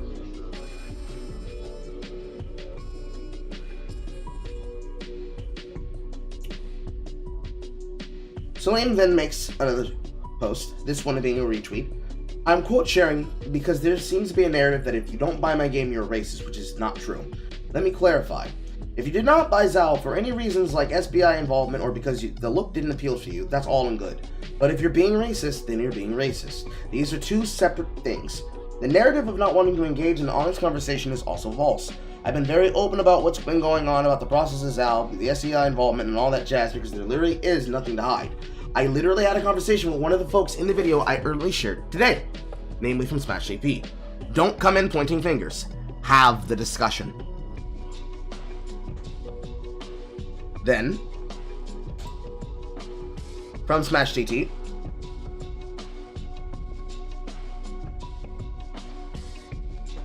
buddy, I get that YouTube has a whole thing where you make a thumbnail and it's gotta be attention grabbing for something algorithmic, but how are we to discuss anything nicely if you come off the bat with a picture of me like this? I mean, at least you use a decent headshot of mine, so thank you for that. Now can you please answer my reply to your post? Fair enough, updated to the following. The video and thumb were created prior to your reply to me initially. So, you put a period, and you add a question mark. So, there was a very, very healthy back and forth that was had about this before anything else was said in the interim. The most important thing here is that when you actually get into the nitty-gritty of the YouTube drama of this, it's just Grummz being a fucking asshole again. It's just Grummz being an asshole again. Surprisingly, Cabrera's Rambo was nowhere to be found in this situation. But that is the full context of everything said on Twitter. We can now continue with the video in its totality.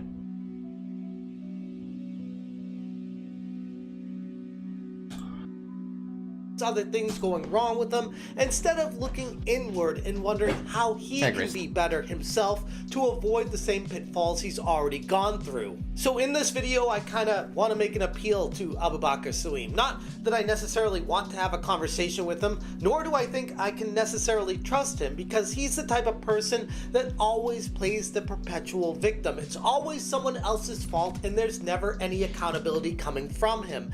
And with that, it's just kind of like, okay, I would have to say, after looking at all the responses, Abu Bakar Salim, I'm just going to probably keep calling him Bakar Salim, has wanted nothing more than to have a conversation. Now, you could say he wants to have the conversation because he's trying to get a particular reaction from people. You can say he wants to have the conversation because he wants to see if you're willing to keep up with the energy of what you're saying and doing, because you will actively speak to the things that you are saying and doing. Regardless of however you approach that conversation, the problem still ends up returning to a very important context, which is he's not running from conversations. He's more than happy to talk to people, but people aren't willing to talk to him. And I find that interesting. Me personally, I find it interesting. I find it very interesting.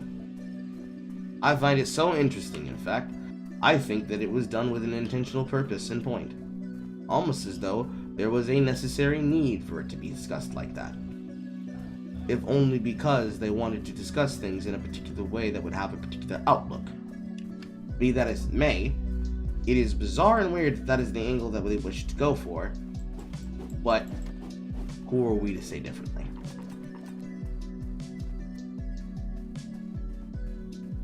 Moving forward.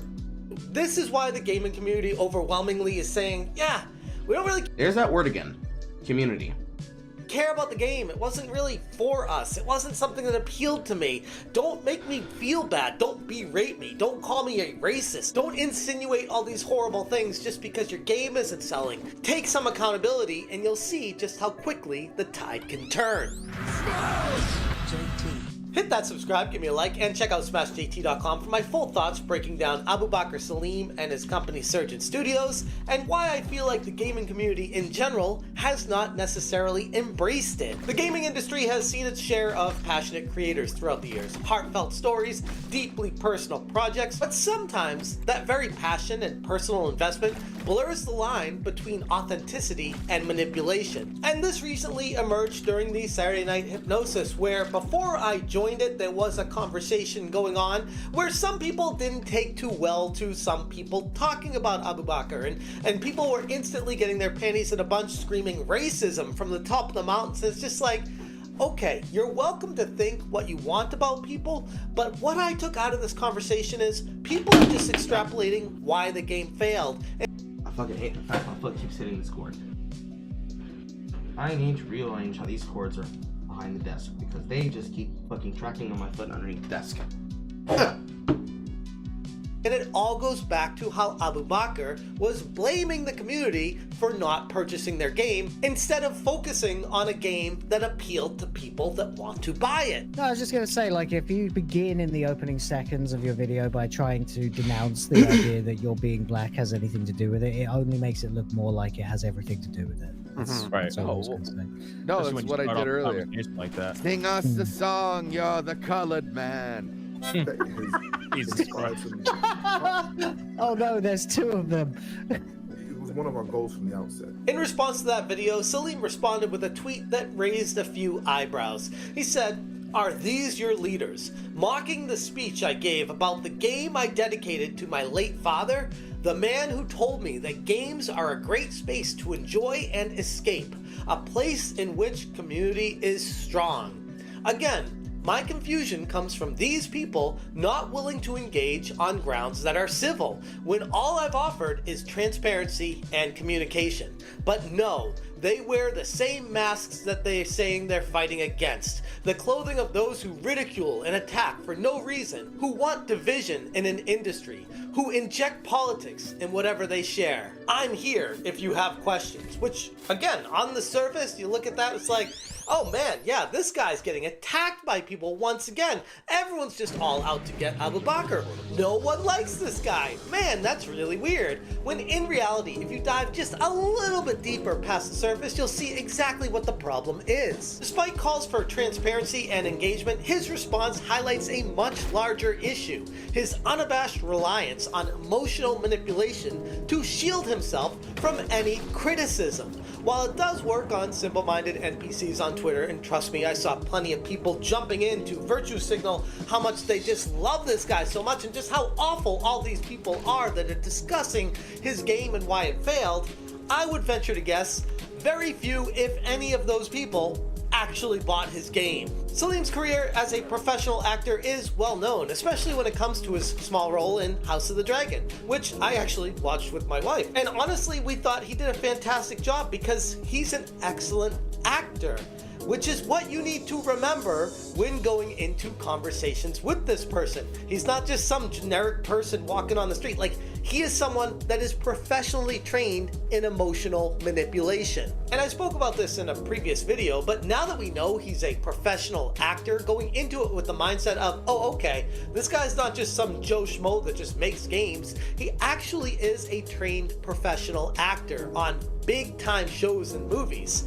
And now he's taking to Twitter to emotionally manipulate people. And you watch that clip and you're like, oh, I look at it from a different perspective now.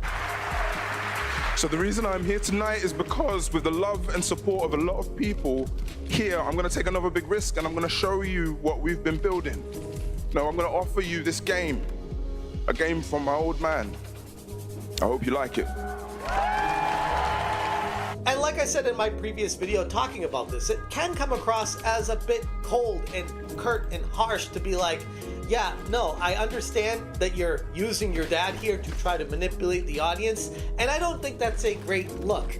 At the same time, I understand you loved your dad and you wanted to use him to help push you and motivate you to sell this game.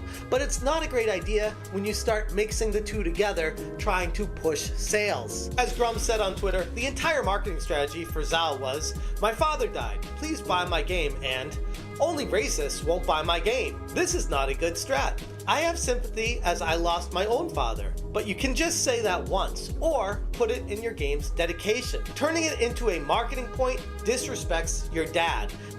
The context here is that he did this on stage at the Game Awards, which, remember what I said before when I talked about the Game Awards?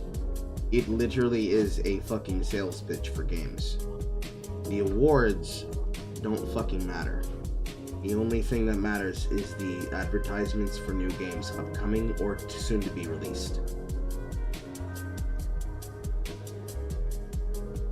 Where else should he have that conversation, and where else should he make that pitch for his game? Marky Moo, where else would he say that? Where else should he say that? That's exactly the venue he should say it at. Wow. And that's honestly, I think, where a lot of people on the other side are coming from. Like, we're not just these evil people that are just looking to say these awful things. We're just calling it like we see it. And we see you trying to emotionally manipulate people that aren't able to think past their own noses. And that's a problem, because I'd like to think, at least of myself as a consumer advocate, I want people to understand what they're dealing with, and I don't want people to be fooled. At its core, the problem here isn't about race, politics, or any of the other divisive topics that tend to come up in discussions like this. It's about trust, or more specifically, lack thereof. Because he's a professional actor and I've seen him use these manipulative tactics in these videos, I take a big step back and say that the starting point with Salim is broken because his communication all feels so staged. It's really hard for me to take his words at face value when they seem so rehearsed, so carefully curated to evoke any sympathy and rally any supporters. And almost without fail, after watching Salim from afar for a while now, it feels like this is what he always constantly falls back to. Immediately lean into emotion, appeal to the community, and call out supposed division. But that approach only reinforces the perception that he's not engaging with people in good faith discussion. Instead of fostering any kind of genuine conversations, he's creating a whole dynamic where disagreement is framed as hostility. And well, that's also not true, because when he had discussions with you and when he had discussions with Savvy, that's not true. That's not true! It's a lie! That is a mischaracterization of his personality! Otherwise, Cap. Nigga, Cap, be for real. Cap, be for real. Please be for real. Please be so fucking for real right now. No. This happens in the totality of you guys attacking him, and then him having opinions about you attacking him. That's what that starts from. When I say you guys, I mean those of you who were a part of the conversation, which was the conversation that was had on Hypnotic's channel. If you take that out from here, the clear problem becomes, okay, I shouldn't take these guys as responsible for what they said, because these individuals on this broadcast are not a representation of everybody else in their entirety, and they're just one example of a group of people who said something, and I should not treat them like they are the worst of the worst. That would be much more fair. Whether or not that's going to be what he does, or how it will be interpreted from here on, is pretty much a moot statement. Since the same way that you can say that the ground has been seeded, this has been a very bad outing for everybody involved who had something to say about it. I wouldn't say none of this would have happened if you guys had treated him differently. You definitely would not be addressing the issue as you are if you guys had probably had a conversation about it before. Because now, whatever you say in this situation is going to be viewed from the viewpoint of you gotta make a buck. And once we get to the point of you do this for money, any and all conversation about the issue completely comes to a grinding halt. Because how can you have a conversation with them? They do it for money. How can you have a conversation with him? He does this for attention. It'll never stop. It'll never end. It'll never stop. Any hopes for equal conversation here only can exist if there's somebody else behind them slapping them upside the head with a potato. Dead ass. That's the only way conversation at this point can be had. You have to have people that are willing to slap somebody upside the head to tell them, no, you guys are weird. Anyways. That's a really dangerous place for any leader in the game industry to be in. Of course there's going to be some race. I wouldn't say that he's a game leader in the industry. I'd say he's a leader amongst his team. Because implying that he's a part of the entire cottage industry is false. People out there or some bad actors that you deal with. But the problem I'm seeing with Salim is he's finding like that one or two people that are going really out of the way. And he's saying, here we go again. Grummz. Say his name. Say his name. Say his name! Look at these people. This is what the problem with the game community is. This is why my game's not... There's that word again. Community. Not selling. And I'm like, bro, stop doing that. That is giving a false narrative, a straw man argument, and perpetuating the problem of you always playing the victim. At the end of the day, Salim is very smart, and he's also a very talented actor, and undoubtedly a very capable game developer. But the gaming community deserves better than emotionally manipulative responses to criticism. It's time that Salim takes a step back and thinks about what's transpiring and self-reflects, takes accountability, and understanding that the way he's perpetuating this projection issue and saying, it's not me, it's everyone else that's the problem, is exactly why his games and companies fail. Well, that and making a game that doesn't really appeal to a large audience is probably the bigger problem. Well, that's another thing. Metroidvanias don't appeal to large audiences. By their inherent nature. They just don't. Because learning an entire Metroidvania is an acquired taste. You wouldn't be looking for someone to give a deep dive opinion for a majority appeal audience because it implores you to actually have more involvement by its own nature. Like literally.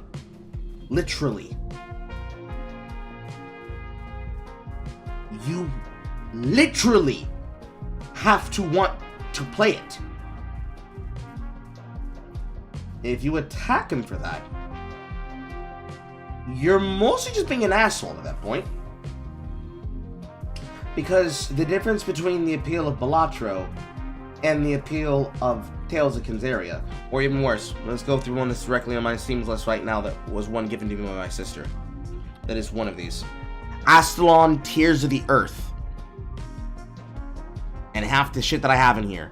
Wasted, Void Bastards, Outlast, The Last Remnant, .hackgu Recode, FTL Faster Than Light, Castle Break, the Castle of Illusion remake, both the Bioshock and Bioshock 2 remasters, Final Fantasy X, Heretic's Fork, 20 Minutes Till Dawn, Medieval, Aground, Atomicrops, Backpack Hero, Balatro, Bit Dungeon 1, 2, and 3, Blaze Blue Entropy Effect, the Borderlands franchise, Curse of the Dead Gods, Darkest Dungeon 1 and 2, Death Must Die, Deep Block Galactic Survivor, Deep Sky Derelicts, Dicey Dungeons, Don't Starve Together, Don't Starve, Downwell, Drawful 2, Dungeon Souls, Eldritch, Epic Battle Fantasy 1 through 5, Eternal Return, Forager, Godhood, Her Name Was Fire, Heretic's Fork, Honey Pop 2, The Spiral Scouts, and Honeycam Studio, Helix 1, Helix 2, Incredulation, Inscription, Paratus Lord of the Dead, the game I'm currently playing here in the bottom right corner, Kingsgrave. These games aren't going to appeal to multiple people in an audience. Using the appeal to a broad audience argument doesn't work, because what you're saying is, your game's not popular enough for me to care, sorry! So it only matters if it's popular? Weird! That's a weird opinion to have about a game. Because if that's the opinion you want to have about a game, then you are effectively saying any other time where a person could have anything about anything, that conversation is moot now. It's not about your game being an indie darling and potentially finding its audience. No. It's about your game finding its audience on time. Your game needs to become popular in a certain period of time for it to be relevant. If it doesn't, then it's meaningless and also garbage, and also it doesn't deserve to exist. Also, it's bad.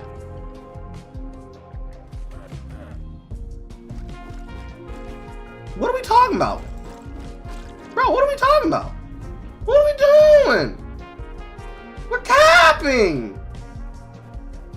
Also, that's a belligerently stupid argument to make at the same time that you want to criticize him for, quote, being a victim or playing the victim. Because how is he supposed to respond?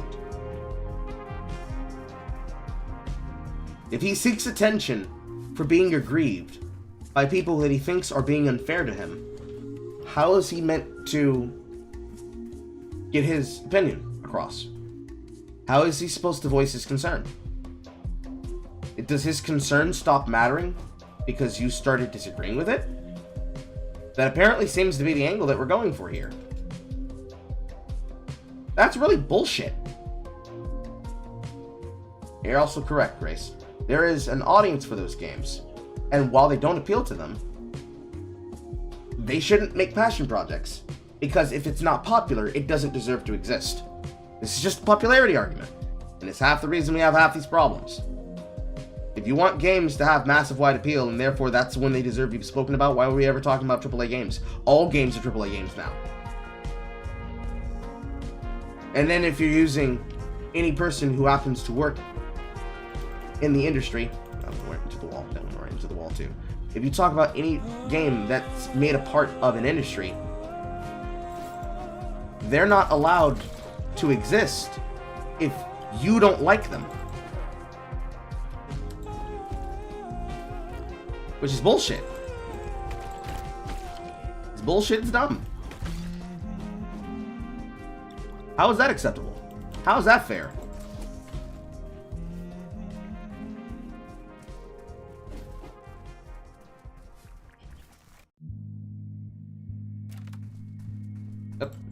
Problem, and also being in bed with Sweet Baby Ink doesn't help that either. But ultimately, at the end of the day, needs to self-reflect, understand what decisions he's made, which ones were wrong, which ones worked, and try to be better moving forward. Taking a look at Surgeon Studios and how they put out that blanket statement saying that they're shutting down and putting all their people out until they can get some sort of income from some sort of angel investor wasn't the best look.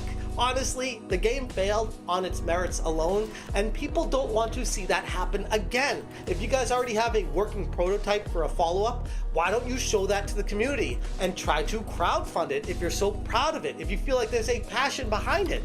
Unfortunately, I see this as someone trying to grift off investment using DEI and ESG and using that whole perspective instead of focus on the games and the gamers and the people that actually buy the games. That's a bullshit argument. You want them to show people what they're working on before it's ready and before it's in time. Granted, let's say that that's not what he's saying. You want him to receive criticism from people who have now attacked his culture and attacked him personally. Whether or not you want to count yourself amongst that group is completely out there. I've shown you what was said. I've shown you the facts. I showed you what happened. Make your opinion as you will. You want him to take criticism from the same people who antagonized him and his culture. Some who were directly involved. Some, like Savvy, who weren't. You want to take Savvy's argument, because it wasn't your argument. You want to take Savvy's argument about how he should approach with the follow-up to his next game and how he should crowdfund it and how he should get back to the games, when the entire time he's been telling people, please buy my game first. If you're not going to buy the game and you're going to criticize me, okay, cool. But please attack me, not the other thing. And most people just want to attack SBI. In fact, right off the game because SBI. And then when you do, he said, okay, cool. You do you. You don't want to play the game because it's involved with Sweet Baby Inc. That's cool. But then you put him along with everybody fucking else. Do we not see the problem here, JT? You want him to be able to be a part of the community, but you don't want to commune with the nigga. Especially if he's not big enough to be communed with.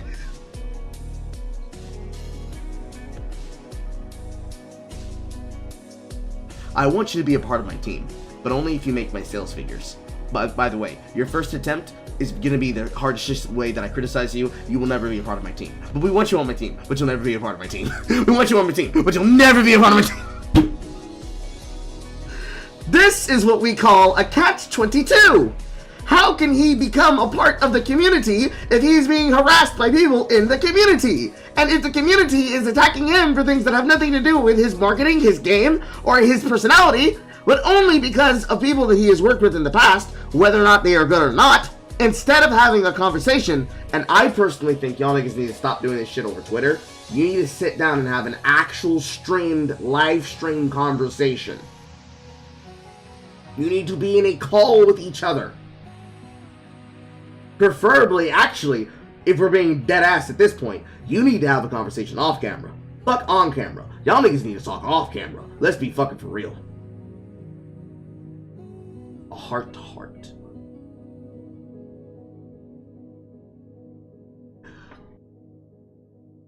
If you want to give him criticism about his stuff, and you want to tell him about how he should approach forward with the game, you have to be willing to do what I did with Dustborn, and what I'll probably be willing to do with Zao, Tales of Gonzera. You cannot admonish him for the people he worked with, and then say the shit y'all niggas said on that broadcast about his culture, and think anything finna be sweet!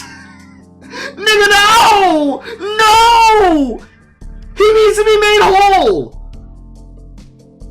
Dead ass! The story ends there!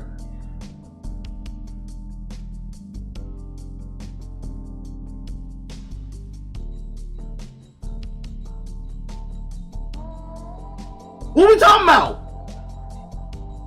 Before we can ever talk about, here's the suggestions that we need to have here. No, no, no! We need to debrief, nigga! We need to debrief! What did you mean by, you look stupid because you're moving a hand under my fucking traditional garb? Until you talk about that shit, what are we talking about? To then invite him to go on to Hypnotic. Onto his podcast. After those comments that were made, if he doesn't have a respectful crash out, what is he talking about? What are we doing it for? We doing it for the attention? We doing it for Chief? Is that what we're doing it for? We're doing it for the mighty Chief? And every other fucking person who jumps on the news stories to retweet them just to get attention and updates and clicks about them? So that niggas like me can have to go through this and think, no, this shit is whack. This situation is whack.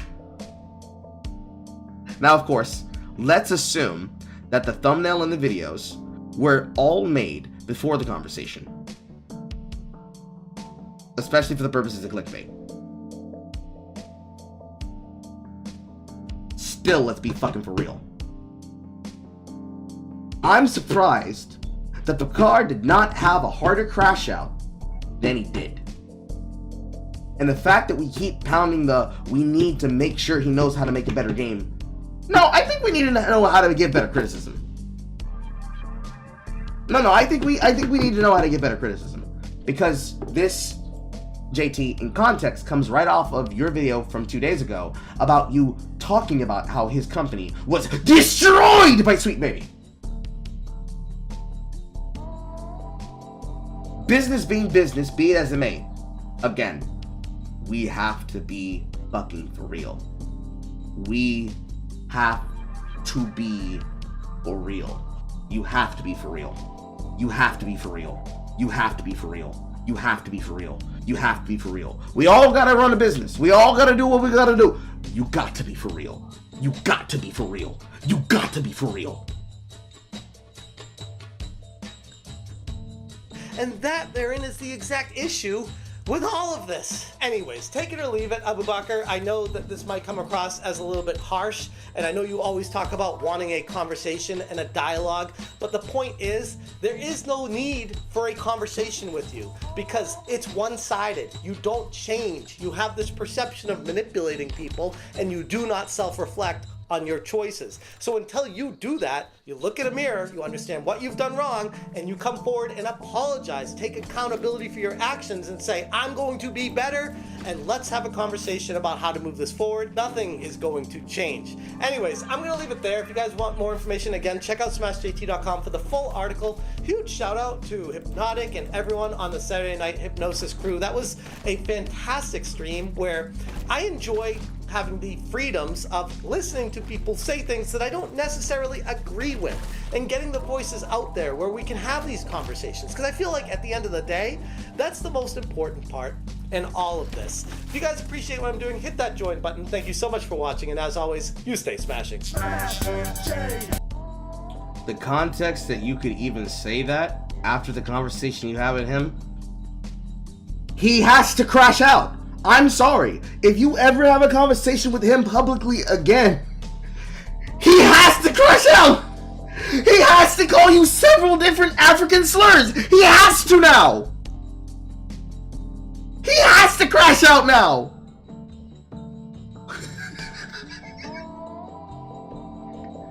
He has to crash out. No, he's gotta crash out. Only after he crashes out is he going to be able to say anything kind or nice. It is the only way. The only way forward is he has to be able to crash out. If he doesn't get to crash out, we can't. There can be no solutions. If he can't crash out, there can be no solutions. Dead ass. Not even joking. Not even fucking joking. Not even joking. Not even a little bit. Not even a little bit.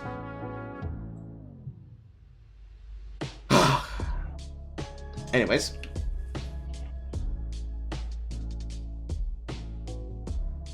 I have several other things to go over. We didn't have enough room for all the things that needed to be discussed about it. Let's see if I can go find the other news story that I had directly in front of me. There was, from the other day, Elis McConte having an obsession with Hasan Piker, namely because she's trying to make a kickoff for her own career. I was more interested in something else that happened, but I cannot seem to find it. Nope, I cannot seem to find it.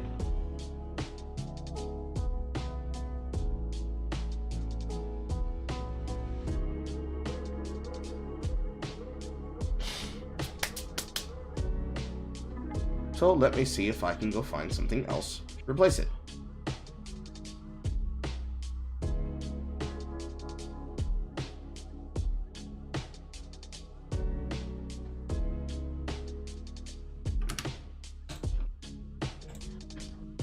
And meanwhile, while we sit here, while I look for this thing, how are you feeling, chat? How are you feeling today? Especially those of you who just showed up in the middle. How are we feeling? How are we doing? How is your mental health?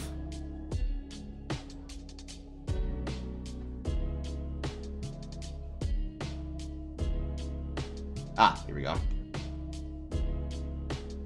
I do not remember if I covered this the other day. I think I mentioned this on the pod. I mentioned this in the middle of gaming the other day on live streams. However, but it's crazy. Like, there are people that have dash cams in their cars specifically to help in situations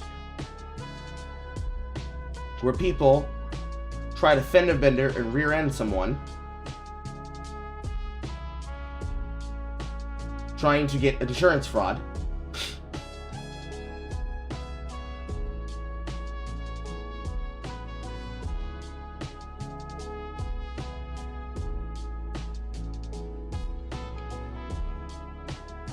I'm surprised that there are people doing this. Because, of course, there's going to be people getting dash cams. Dash cams are beautiful for situations like this. There's also another one. Namely, this comment from someone by the name of Travis Helwig. If Kamala loses, which is very possible, there needs to be a real discussion about how Democrats speak to and reach young men. There are very few straight men under 40 in the Democratic consultant class, and when ads try to reach young men, they come off deeply inauthentic.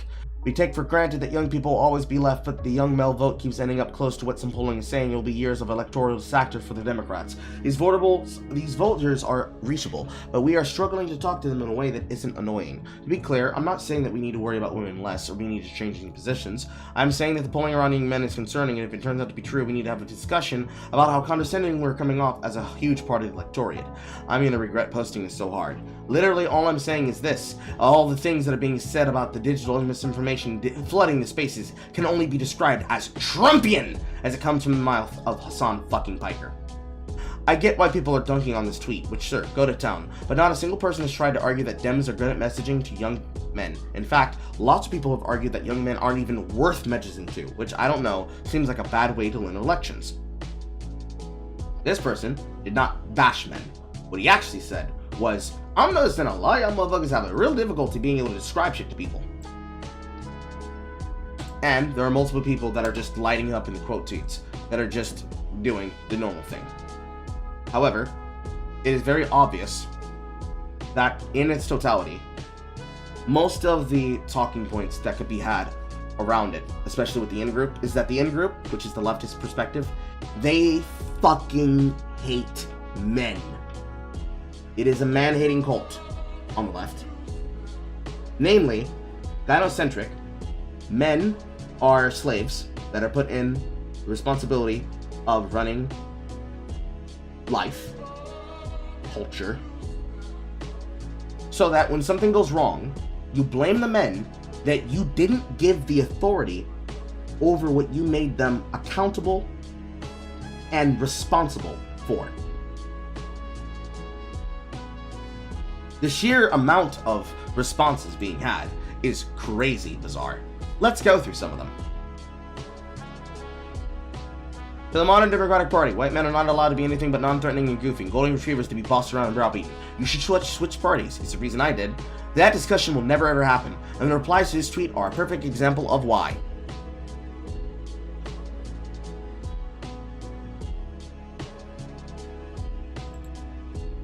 Let's see here. We have offending parties like Charlotte Clymer. What is the vice president saying that's condescending to young men? Please be specific. Oh my god, this is nonsense. Our society caters to men. White men are 30% of the population, but they run everything. A man suggesting coddling young straight white men? Poor young straight men. The responsibility for their actions or inactions always lying somewhere else. Hey, you entitled little snot. Women are worried about losing their rights in their very lives! The rights of their lives or other people in their lives. You can fix your own shit for one goddamn election. Women are too busy. It's really wild how for some men the mere presence of more women in the workforce have made them think very incorrectly that all straight white men have been pushed out. Like beyond broken brain thinking. Oh, will somebody think of the straight men? Maybe it's young men who need to do better. Young men don't want to be reached. If they don't care about democracy, reproductive health care, fascism, and housing, what the fuck do they care about? Stupid fucking white men need to learn to shut the fuck up and sit the fuck down. Young men have been leading the conversation for thousands of years and they're not good at it. Women are bleeding out in the cars and going to sepsis, driving to Colorado with diagnosed ectopic pregnancies, and we're not centering men enough. There's nothing remotely comparable to men what American women are going through post-Dobbs. I'm of the opinion, which is the exact same opinion which was espoused the other day by Panda. Namely, this is the reason why that conversation will not be had. The discussion will never, ever be had. Because as you can notice, white, black, white. That one actually looks a little bit Middle Eastern. White, male white, and person hiding behind the picture of a very poorly updated view of the Passion of the Christ. But mostly white woman thinking. There is a secretariat class of email job feminists and feminist dialectic that is danocentric in its concerns and its beliefs of its political aspirations, views, and interests. The political views of men are never centered, they are never discussed, they are never addressed until it becomes very dangerously close to that male demographic and voting bloc being the deciding votes in the swing states. Then they are spoken to like they are being criticized for the crime of shitting on the carpet. How dare you not be on our side? Don't you know you need to vote correctly? You better be voting for Kamala Harris or you'll never be having sex again in your lives. If you don't vote Democrat, you're just an incel. We'll literally make you an incel. We will not have sex with you if you don't vote correctly. And other such woke scolding bullshit to make people go along with them.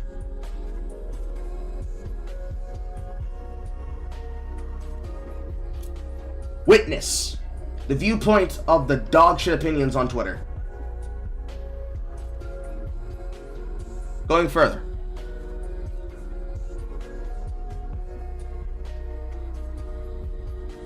There's simply no way that the modern left could ever reach young men, specifically young white men, without abandoning the entire political project. The very essence of the project is raison d'etre, is hostility to the white male demographic. Back from America 2100, the New York Times admits what we've been saying for months. Young men are moving right at an unprecedented pace. Trump is leading Harris by 19 points with young men in the NYT Siena polls, and the trend has the potential to fundamentally remake American politics. The obvious reason is because niggas don't like being told that they're to blame for every single thing that they are not responsible for. How can I be at fault for every single problem in the world, and then also be responsible for shit that I have no power in voting against? How am I to blame for how somebody else chooses to communicate, behave, and assess the issues, and yet at the same time, I'm not given a voice, I'm not given the ability to be heard, and then when my voice is considered, it's not considered because I'm being allowed to speak. It's being permitted because I'm being allowed the opportunity to respond to something that I'm not actually given the ability to respond to. These young men are not being heard because they're not being spoken to. There is no conversation happening. They're just being insulted. Constantly.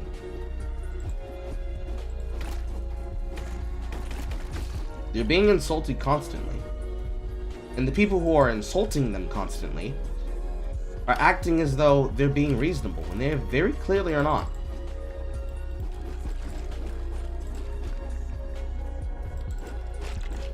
And the problem with this is when you extrapolate that out on full scale of either process, it is literally that's crazy that you said that. Shove. Oh my god, are you okay? Why are you siding with the right? On repeat. That's the same number again!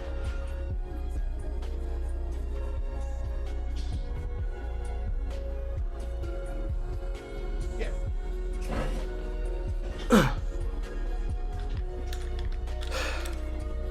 I don't even have to speak on Roe v. Wade in order to have that opinion. Because, of course, we're not talking about the macrocosm of men in your life. We're talking about men as a demographic. In order to understand how it is happening, you have to address the fact that men as a demographic are being constantly told that their opinion does not need to be heard, but their votes are necessary. We don't want you to speak. We just need you to sign on the dotted line for the correct party. Not only is this an untenable position, which is going to only lead to more resentment, it is the reason why things are not working out the way that people want those things to work out. It's why we are finding these conversations being had the particular way that they're being had. There can be no reconciliation and understanding as long as this is the way that people are discussing the issues and problems. Nothing's going to be fixed. Nothing's going to change. Nothing can change as long as this being how conversations are being done. If you want it to change, they have to be willing to change them. And for the most part, it does not appear that the people who are guilty of it want to do that. For whatever reason. And for whatever reason, as they are unwilling to change and address those problems, we are then left with the bag. The bag being, okay, you don't want to listen to the opinions of men, but you want them to vote on your voting block the way that you want them to vote. So what are you giving them in return? And basically, outside of the common incel comments, it's, well, society will be broken if you don't have things under Democrats. But for most of us, whether it was Democratic or Republican rule, the reason why we've had a lot of these struggles and issues isn't because of the particular person who was in office, but instead the climate, the political climate that was had during that time of office. The majority of the people that are saying and doing what they've been saying and doing have been saying and doing what they've been saying and doing with the interest of basically having it out with the men that didn't vote the correct way as they were intended to. And then after criticizing, attacking those men for the way that they didn't vote correctly, when they then voted the way that they did, and then were told, you're a useless male because how dare you vote like this, they were then told that things will only go out the way that they would because you would vote like that because that's what he's voted for. That's the basis in which he was voted on. For men like this.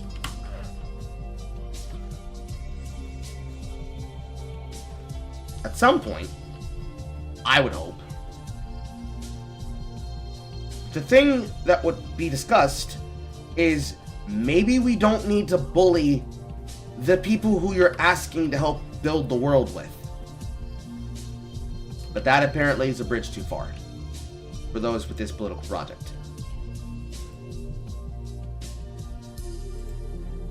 That being said, let's see if I can find this thing that I'm looking for now.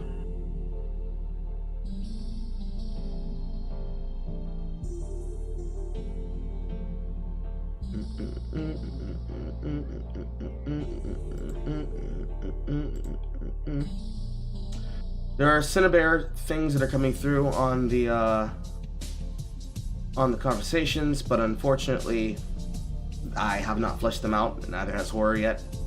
That'll probably be a versus chat in and of itself. I've said that earlier, just stating it. We've gotten to the point now where Kumo and Just a Robot apparently were both trying to simp for Cinnabar. A full-on harem protagonist. And when more things come out, we're gonna get to the deep dive of that. However,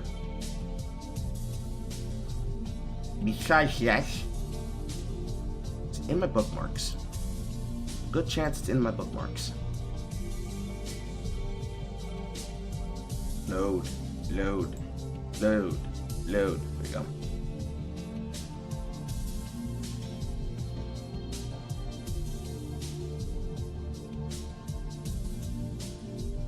I think I covered this the other day.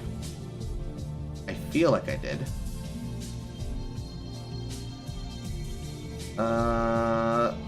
Yes, I did. On the other broadcast, I believe. At least I believe I did.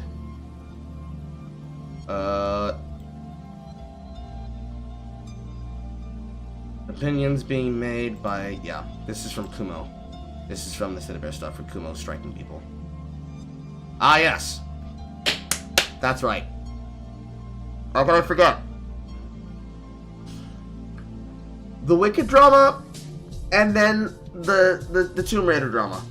Okay. Vote 1 for Tomb Raider. Vote 2 for Wicked. That is 1 for Tomb Raider and 2 for Wicked. Both of these stories are equally stupid, but for different reasons.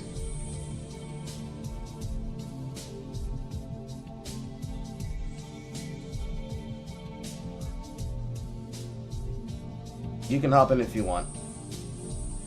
1, 2, 3. Okay, it seems like Wicked wins.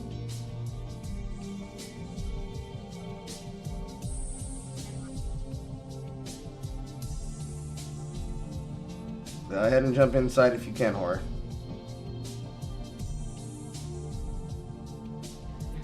Okay, let me put this on screen. So, the retarded opinion. Let us get into it. My thing will fucking square up the way that it needs to.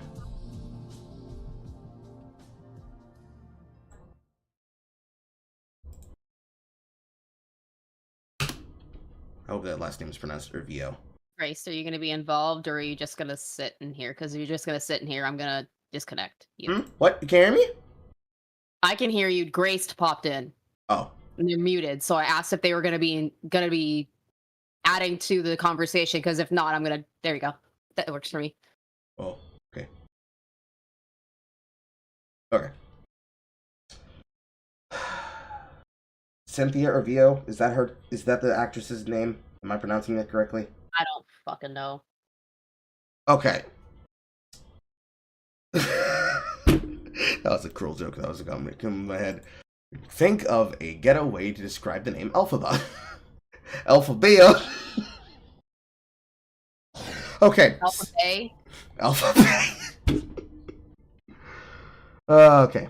So, Cynthia Urvio had a reaction to a fan edit of the Wicked poster being recreated in the playbill of the play for which the product is being made. Can I, before you get into it, can I explain how I got this to you? Yes. So my ass is in the gym on the treadmill, and I look up and I see TMZ is covering this. And it goes so far as it's not just she's mad at the fan edits, she's mad that somebody made an AI generated like clip of her and Ariana Grande from the poster fighting. It's fucking hilarious. Do you happen to have the link to that video on hand? No. Rip. Either way. I'm trying to find it. Okay. Let me know if you find it in the meanwhile. Cynthia Urvio reacts to edits of the Wicked poster and the viral AI fighting animation. Our poster is an homage, not an imitation. To edit my face and to hide my eyes is to erase me. And that is deeply hurtful. I found it. Okay. Let me send it to you on Discord. Nope, that's not it. Disregard that. I don't know why it's being weird for me today. Okay. There we go. Okay. Look at that in a second. So, looking at the movie, and then the musical, and then the fan edit of the musical poster, realistically, I don't know in what world Cynthia Urvio is fucking talking. I do not know what Bloodess is yapping about. I literally don't know what Bloodess is yapping about.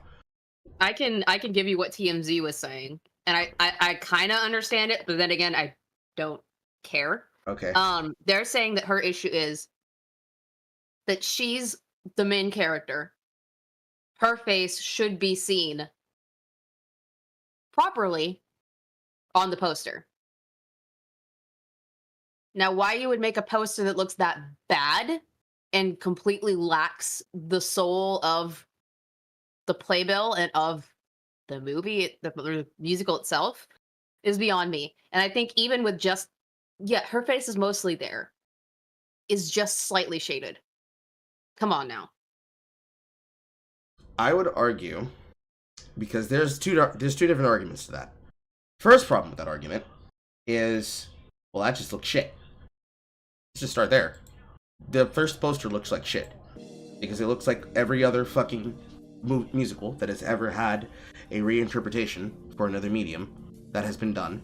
to get popular, attractive view, because it's conglomerization of actors to attract people in by who's in the project rather than them coming to watch the project. Video game adaptations has this problem. Older adaptations of movies that are then reinterpreted to a new medium have this problem, or made for a newer audience, because the Zoomers, and I would say this is a Zoomer problem, the Zoomers are so angry to ever become a fan of something that is seen as old that they are demanding and begging for remasters, remakes, reinterpretations, and updates of project announcements, not only because of the death of the author and they dislike the people or they dislike the subject matter, but they want to talk and be fans of the franchise itself, but they will find ways to justify their anger of this because they don't want that their desires are ignored, because the idea of wanting to be a fan of something that other people older than you are fans of infers that they can't have control over the conversation and argument. Which is a bizarre argument to have in and of itself, but I don't think that's a particular problem with this particular piece of medium. Especially not at this point now, after the blow up, let's call it. Mm-hmm. The first problem is the poster just looks like ass. Yep. It's lifeless. It's dark. It's dreary. It lacks the fun and the whimsy that comes with this musical. Mm-hmm. It's like you're basically taking something that you have no experience with and you don't know fuck shit about and trying to make a poster for it. The second problem, if we go with the timeline of it's shit, between both billed actresses being on the cover, what is changed by shading your eyes and moving Ariana's hand position above her nose to match Elphaba and Glinda's position on the playbill? You speak through your eyes. My character is spoken through my eyes. There's a whole statement that goes along with this, chat. Let me read it. This is the wildest, most offensive thing that I've seen, equal to that AI of us fighting, which we'll look at that in a second. Equal to that AI of us fighting. Equal to people posing the question, is your 5 stars? I have to assume that must be Coochie. Which... Whoa! Wait a minute! Who said that? I think you're lying to me right now. Did someone actually claim, is your Coochie green? I wouldn't be shocked. I wouldn't be crazy. That sounds like something a nigga would do. But this is not a musical for the niggas. It is not a musical for the niggas. So that sounds like coke to me. Continuing further, none of this is funny. None of this is for you. It degrades me. It degrades us. I didn't hear Ariana being upset about this. Maybe that's because she was louder. But I didn't hear Ariana say shit at all. I haven't heard anything of that either. The original poster is an illustration. I'm a real life human being who chose to look right down the barrel of the camera to you, the viewer, because without words, we communicate with our eyes. Cue the I Am Here musical number from Color Purple. Okay, so let's take what we just covered from the situation involving Abubakar Salim and everybody who was criticizing him, and then using the criticism that he's an actor to discredit any of his opinions with his very clear and open-handed attempts to conversate. He didn't say this retarded shit. He instead said, my job as an actor, I'm trying to communicate something. And I said, no, your job is actually to communicate what somebody else wrote on a script. So, let's remove Cynthia. Let's even remove Ariana Grande from responsibility and accountability for the poster. Who do I take to account for this being the official poster of the movie? The company, the distribution company, the promotion company, the film crew, the director. These were decisions that were made, not just by the actresses, but by the company. If they didn't want your ass staring into the camera, staring down the barrel of the camera, so that you can communicate with our eyes, they would have told you, stop that, or they would have said, okay, here's what we have to work with. Now, how do we make this better? Me personally, I don't see how you could have this serious of a stake on something that shouldn't matter to you. Because realistically, the only way that this makes sense is it's some kind of weird interpretation where you're staring at a poster of yourself and you're whacking off to it. I don't think she's that self-obsessed. She's self-obsessed, but she's not that self-obsessed. Not even for a meme. Moving forward. Our poster is a homage, not an imitation. To edit my face and to hide my eyes is to erase me. I mean, if the argument is that your eyes were hidden, if we hid Ariana Grande's very obviously Italian bronze-skinned nose, is that erasing her? Probably not. What about your skin? By choosing to put your beautiful black skin and green face, is that not erasing your culture and your heritage? How weird of you! We'll take it! We'll take the win where we can get it! You don't care about being black here, you care about your eyes being hidden. This is ridiculous whatever way you go about it. So, if you go about it from the angle of, why are you upset? Shouldn't you be wanting to make the best product available for your adaptation? No, we're doing our own thing. Okay, you just lost every single person who was going to go watch it, hoping that this was going to be anything close to the performances of the musical, which it obviously wouldn't be. But assuming that they get singing voices for you, more than likely Ariana's not going to get a singing double, but I don't think Cynthia's a singer, so she probably will. I mean, in my opinion, there have been multiple Elphabas over the years, but for me, if it's not Adina, I don't care. Well, there are a couple of Elphabas that are really good, just like there are, I think, a couple of Glindas that are really, really good, but it's touch and go, depending on their interpretation of the character. Yes. Like, it's like that whole discussion from about, 2 months back, where, I'm forgetting the actor's name, it's the one that looks a little bit gay, who's the lead for, Stranger Beasts,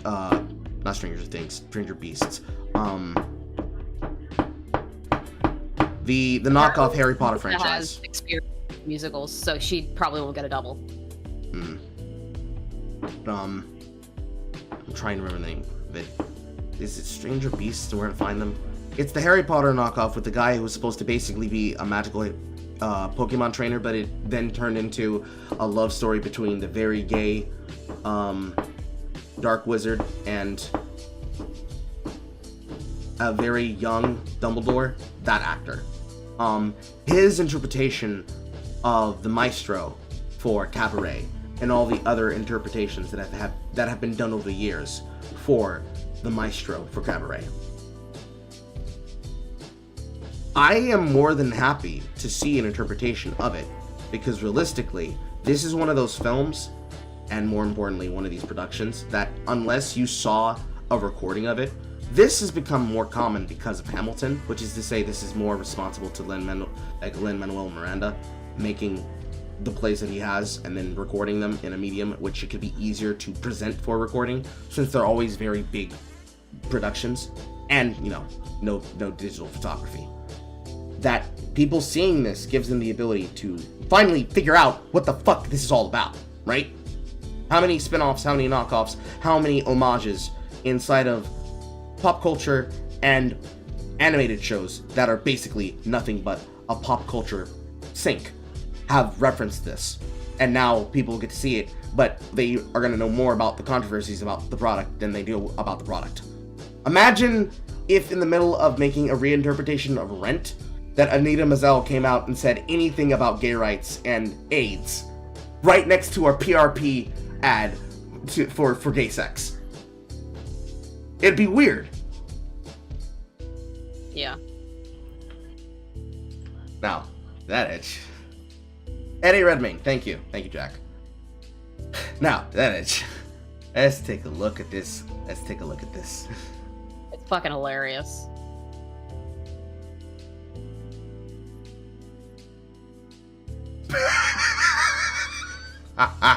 That's funny.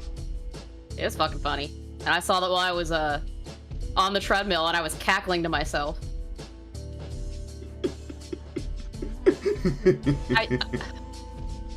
So far, I'm not happy with, from what I could tell, Elphaba's casting. I mean, she seems to have a great voice from what I've seen. But if you jack up, like, the high note, the peak note of Defying Gravity, girl. And I actually don't really mind Ariana Grande being cast as Glinda, because I think she actually could do it justice, and she kind of fits what Glinda would look like canonically.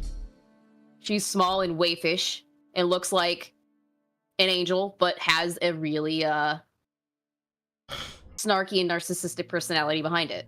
Mm-hmm. So I think she could play it very well. I personally... Still, I'm not paying it. I'm not paying to go see it. Like, I would like to see her performance simply because there's an element of the character of Glinda's realization of her having a very sadistic, dark energy to her behavior, that the moment that she's confronted with the prejudice that she has for her characterization, that the rest of her characterization for the remainder of the playbill is figuring out how she deals with that. In any removed context, say in a video game, for the kind of writers that exist in current Hollywood, I can almost see them possibly trying to relate this in some way to racial profiling. Because that's what I expect of them now. That'll only work if the mother, and I really don't think they want to make the mother a black woman and her being a whore, because that's literally what she is. Neither Nessa or Elphaba are her husband's kids. Both of them are from other guys she had affairs with. So if you think about it, the wizard is a white guy. With Elphaba, if you take away the green skin, she would be black, because she would be the person that plays the character. If I don't see that the mother is black, or that Nessa is black, I'm gonna have some continuity problems. Because that makes no sense. Yes. It's why when you look at something like, say, the Timothy Chalamet Wonka film, they spend a lot less time trying to necessarily, you know, because there was the comparison between Chalamet's acting for Dune and that film. They don't do what normal films usually do when they try to do a reconstitution of the backstory of a character. Instead, they focus a lot more on this is how Wonka became a candy seller, instead of the horrible, traumatic, broken backstory that was supposed to be the background of the Gene Wilder interpretation of Willy Wonka that becomes Willy Wonka and the Chocolate Factory from the Roald Dahl's tales. I don't know if Wonka itself is based off of a Roald Dahl book. I assume it's probably not. They were going very much in the form of kids' film with extra whimsy on that one. However, I don't think it is. It feels like it's not, because I don't think he would write something like that. Regardless, it has to do with the Zebedee plotline in that film. Spoilers for anybody who hasn't seen Wonka, by the way. Plug your ears if you don't want to hear this. The entire background of Zebedee is that there is a single child that belonged to his brother from whatever catastrophe accident that got him killed, that would have left her as the heiress to his chocolate fortune. She is then sent to live and become a permanent resident of the inn/clothes washers that then fall in love with each other because of hijinks throughout the film. And that is the reason why they have the chocolate racketeering. It is so that they can control the fortune that he would lose if it was ever to be revealed that that is his kid. At no point did they ever focus on the race of the chocolatier racketers. I saw a couple of them. I can't remember the name of the actor, but it's the actor for Naldo from Doctor Who, the bald one. The black actor I didn't recognize. The other actor I didn't recognize. Obviously, Michael Key was there as a police officer. And then a couple of bit players and day actors that people would recognize through proper medium. Basically, if you watch any amount of BBC America, or the BBC in general, very common to see actors from that, especially British Americans. Never did they put an interest on the race of the characters. Because, of course, it's one of those films. It doesn't matter where everybody's from. The entire point is, hey, yo, check out this wacky little kid with a dream that knows how to make chocolate really, really, really, really, really, really good. To the equivalent of it basically being liquid crack. The race doesn't matter there because the race of the other characters in the medium acting on Wonka have nothing to do with Wonka. Wonka is white. Timothée Chalamet, for the position of his role, is white. His mother might be some type of Argentinian, but more than less, for basic purposes of optics, he is white. If you chose to make a Wonka film, and then you chose to cast Abu Bakar as Wonka, then we have a problem here. Here, much like any interpretation and reinterpretation of a product, choosing to go the route of diverse casting, her skin is meant to be green. Thus, we arrive at the Starfire argument from Titans. Starfire is orange, not black. So, at the very least, if you're going to have an actress that's playing her, let's take Kim Belair's argument, at the very least, if you have to make her black, can you paint her skin orange? To where, here, okay, if you have to have the lead actress be black, can you at least make sure that when her mother is busting it wide open for the wizard, that we make sure that the potion that she drinks, the Zizzurp, the wizard juice, before he gives her the wizard juice, can we at least make sure that the wizard juice is there in the opening sequence, which probably will be set in the song, and then demonstrate that all of this happens because her mama's a hoe? I think that'd be fair. Will they do that? I don't know. Well, you'd have to watch the film in spite to find out, chat. I am more than happy. Like I've said it multiple times. I'm more than happy to read the fucking book again. No matter how degenerate that book, I'm not kidding when I say it's degenerate. It's fucking degenerate. But I will read it before we watch it, and I will be there to commentate because I am the resident Wicked. I'm the resident Wicked expert. And Grace, I'm pretty darn sure her dad is the handicapped, redheaded, like traveling, I think it was delivery man that she's fucking in chapter 2. Like literally, beginning of chapter 2. I could pull the book right now and read it. It's bad. It's really bad. Yeah. So ultimately, in this situation, the actress is just, she's writing checks that the rest of the cast cannot cash that may directly harm the sales of the movie. I would have to say, simply because it's a musical, there's a chance that there will be people who will go to see it, not because it's a tentpole, but because what else are they gonna watch? But that's assuming if they actually go watch movies still. Most of us, I've just started pirating the shits. Because they're not worth their money. I mean, it's rare. I've only gone and seen like maybe 2 movies this year.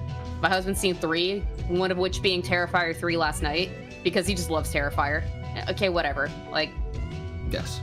Do you think? Like the majority of films, I can remember that people were calling for people to go watch Godzilla X Kong, The New Empire, and Godzilla -1. But that's it. Those are some of the few off the top of my head that I can remember at this point right now as we're speaking. There are probably more, but the small number of the ones that I can remember is tantamount to exactly how fucking annoying the conversation around these kinds of films and then representations of these conversations are had. Because they're never truly had with the context of, okay, but how often is that actually taken serious? Or are we just yapping to yap? Which tends to be what we end up with. And that, to me, is what is just shameful. They're not treated seriously. They're treated as a thing to be discussed, and then that's it. Moonbane? No. No, it is not a standard female YA book. It gets really graphic with orgies and, like, fully depicted orgies halfway through the book. So no, it is not a female young adult book. No. Not even fucking close. Not even fucking close, bro. Be that as it may, That's the whole thing.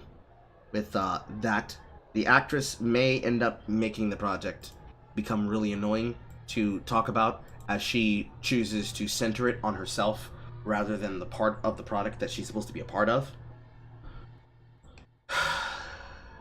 Same as it ever was, at least in that perspective. Yep. It matters less that she's black, it just matters that she said that shit that she said. Because even if you take her at her full interpretation, okay, you don't want people to discard you and remove your personhood from the product you're working on because they'd rather it not be your character. We talked about the first example. The second example of the interpretation of that is, okay, what does your co-star have to say about it? And that's what I would ask Ariana if I had the ability to talk to both of them at the same time. More than likely, she would not answer that question honestly if she was sitting right next to her. She'd try to PR her way through the conversation. But if you were to ask Ariana, she'd probably say something to the extent of, why the fuck would I care? Yeah. Which then brings us to Tomb Raider. I'm gonna step out for that. Okay. Yeah, you have a good time with that one. Okay. Bye. I can take it all from here. Chat.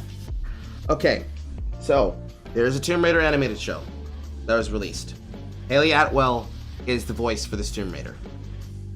This Laura is a lesbian. She is written to have a background where she is a self-hating British.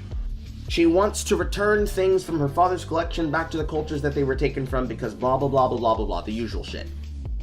However, there is a clear difference in the sexualization of Lara Croft. And the problem with the sexualization of Lara Croft is what leads to a lot of the conversations around the issue in its totality. Basically, ew, icky! How dare you look at Lara Croft sexually? And lesbian mommy, lesbian sex, I want her to grind her pelvis against my face.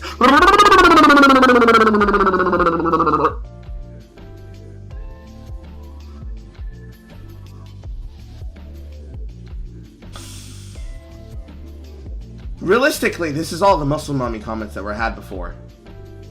Acceptable goonerism. Safe horny. Acceptable goonerism. That's all it is. The show is ass. As Horace says, the character is fuckable. But Lara Croft was always fuckable. However, all this is, as I pull the meme up, all this is the meme. It's the meme. It's the meme that we all know and love. It's the meme.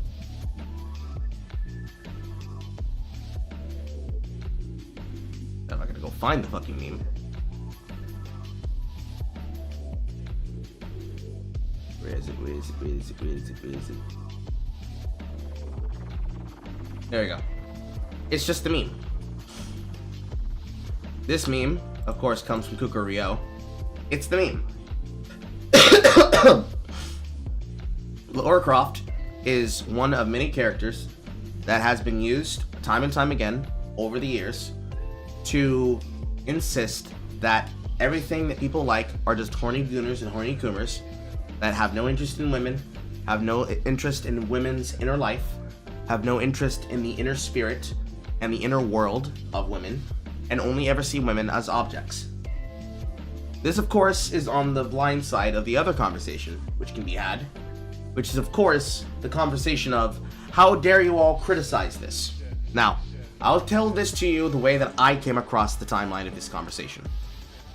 The first conversations and arguments that I saw, particularly about this, was in reaction to people claiming that Anita Sarkeesian isn't what she's supposed to be. Because this tweet of mine blew up. 2.k likes. Yes, sir! Yes, sir! Yes, sir! Yes, sir! Yes, sir! But YouTube grifter travels back in time to roleplay the fake outrage he missed out on. Right-wing grifter Anita Sarkeesian We have gone past reality and wrapped back around to delusion. Right-wing grifter is not the important part here. It is YouTuber goes back in time to roleplay fake outrage. Every single one of these things was specifically criticized, antagonized, pointed out, and called out about by Anita. Both at the beginning of her bullshit, tropes versus video games, and ever since then as a part of Feminist Frequency. Every single last fucking talking point. Literally word for word, bar for bar. I don't know if this person was specifically thinking of Anita when he pointed this out. Maybe he was thinking about another person. But, just to go through them in real time.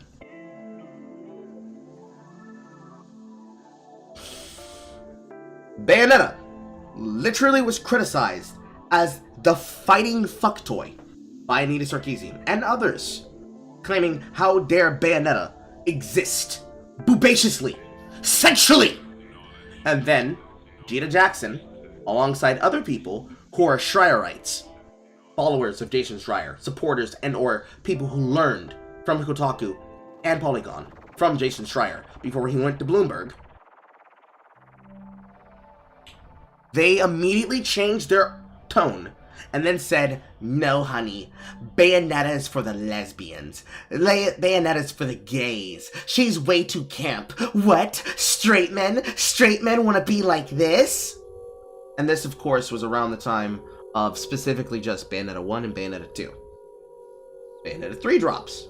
They are all blisteringly upset because Bayonetta is canonically straight and has a child.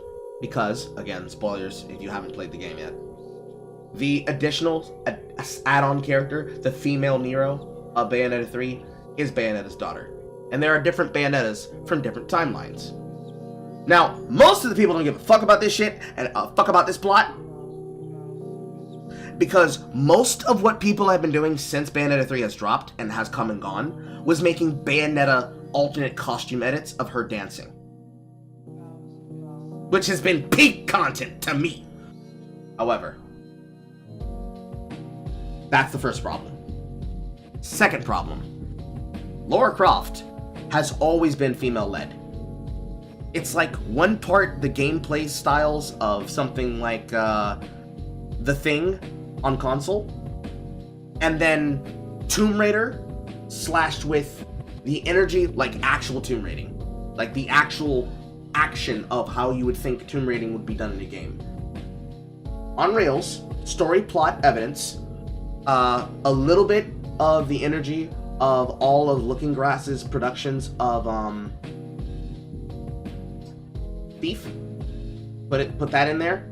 Then you take in a little bit of the spirit of Legacy of Kain, both Blood Omen and Soul Reaper. Stick that in there too.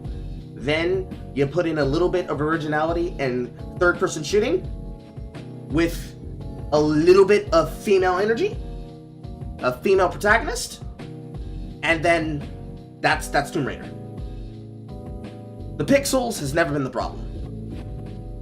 Realistically, without Lara Croft, you don't get Nathan Drake, in my opinion. However, female-led franchise. No, people do not, gamers. Gamers with a brain. Gamers with a brain don't have a problem with a female protagonist. Because realistically, going back to Abu Bakar's opinion, why the fuck would I care that the character is female? Is she a character? Or is she a caricature? This is the problem. That's the issue. People do not want to play a caricature of a man or a woman. They want to play a man or a woman. They want to play a person. They want to play a person. They want to play a person, not a fucking political voodoo doll. This is the same reason why the other day, when I recontextualized my opinion about the Gymquisition video that I made my video on, or rather I had pulled from my coverage on that live stream that I originally covered it on, I brought up the fucking character creation from Dragon Age the Veilguard. It's ass. I would never want to create a character in that system, because I know I could do better drawing freehand, and I'm not an artist. My hand drawing sucks. But it is what it is. Then, Samus Aran, a woman in a suit, a reward that could only be seen and exist if you didn't cheat and then get the cheat code off the internet by you playing the game well enough to get the cheat code? That's crazy. That's crazy. That's crazy. And even then, with the Bailey suit, what criticism could people have really had back then? No one was upset about this. In fact, the fact that Samus Aran is the badass that she is played out through her gameplay. Even more so than Lara Croft, if not equal. People aren't mad that Samus is a woman. In fact, they love that Samus is a woman. It lets them goon harder, especially if they like tall women. But even then, the gameplay and the characterization of Samus, all the way through, from the original Metroid to Metroid Zero Mission's reinterpretation of her first mission, which is technically Metroid itself, to Super Metroid, to the entire Metroid Prime timeline, and then, of course, the Metroid timeline itself, which came to its current conclusion until it gets a further game through Metroid Dread. Samus is her! Samus is her! Now, there's that whole wibbly-wobbly, timely-wimey bullshit that happens to go alongside Metroid Zero Mission to Metroid Other M, but you cannot have the Metroid timeline without having a little bit of trauma, because the entire reason why Samus reacts the way that she does to Ridley and Kraid and Phantoon and any other person she has a fucking beef with, including Motherbrain or MB, is she was traumatized. He killed her family and her outpost when she was a child. Being re-confronted with it after believing she had already killed him again and then killed him again a second time, and then being haunted in fusion, by a version of him being reconstituted from the predatory DNA of the ex-parasite, should be traumatic for most people. I can forgive Ninja Theory for that, because that's their interpretation of her backstory. And the entire plotline of Other M is all about Samus Aran having to deal with the fact that she is not in control of her decisions and being forced to listen to somebody else during a mission. And then without that, you get less context to why Adam Malkovich is even important, since all of the other characters that are supposed to remember her come from manga-only explanations about both her powers and her backstory to who they are. Because remember, she was a member of the Galactic Forces before becoming a bounty hunter. And then, with the added story that goes further from Fusion into Dread, all of this is what makes Samus the character, not caricature, that she is beloved for. So that's stupid in and of itself. And then Miss Pac-Man, that's just dumb. That's just dumb. We're past the point of being serious. That's just dumb. So it's not a good talking point. It's not a good comic to begin with. And it clearly is made for the purposes of being angry about angry and angry and angry. And just angry and angry and angry. And angry and angry and angry and angry. No matter what.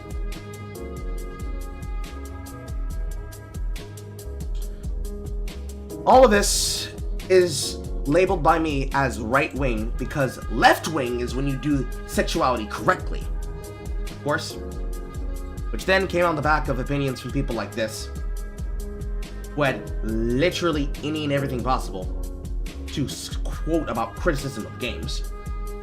And then people like this then saying, I keep seeing people responding to the original comic with Agneta Sarkeesian criticize these games for opposite reasons, the comment claiming that we would, as though that somehow it refutes the initial point. Brother, these are unrelated claims! Zero critical thinking! Agneta Sarkeesian claimed that these were poor interpretations of women, both in life and in writing. And therefore, these reflections should not be used, because men don't respect women. They see them as tools and objects that they are unable to relate to. So the reason we need to have women in gaming and we need to have female protagonists is because the way that female protagonists are used and are written are to be objects to be desired or to fit a niche of the viewpoint of men, specifically, intrinsically, and blindingly only men and their desire to fuck them, as it came from her own words. Those characters being fighting fuck toys. Let's put it on screen so you know it's real. All of this in this box comes from the parallax of she hates them because she wants to control the viewpoints of them. Individuals like this gave retarded ass takes and were upset at me for correctly calling out for what it is.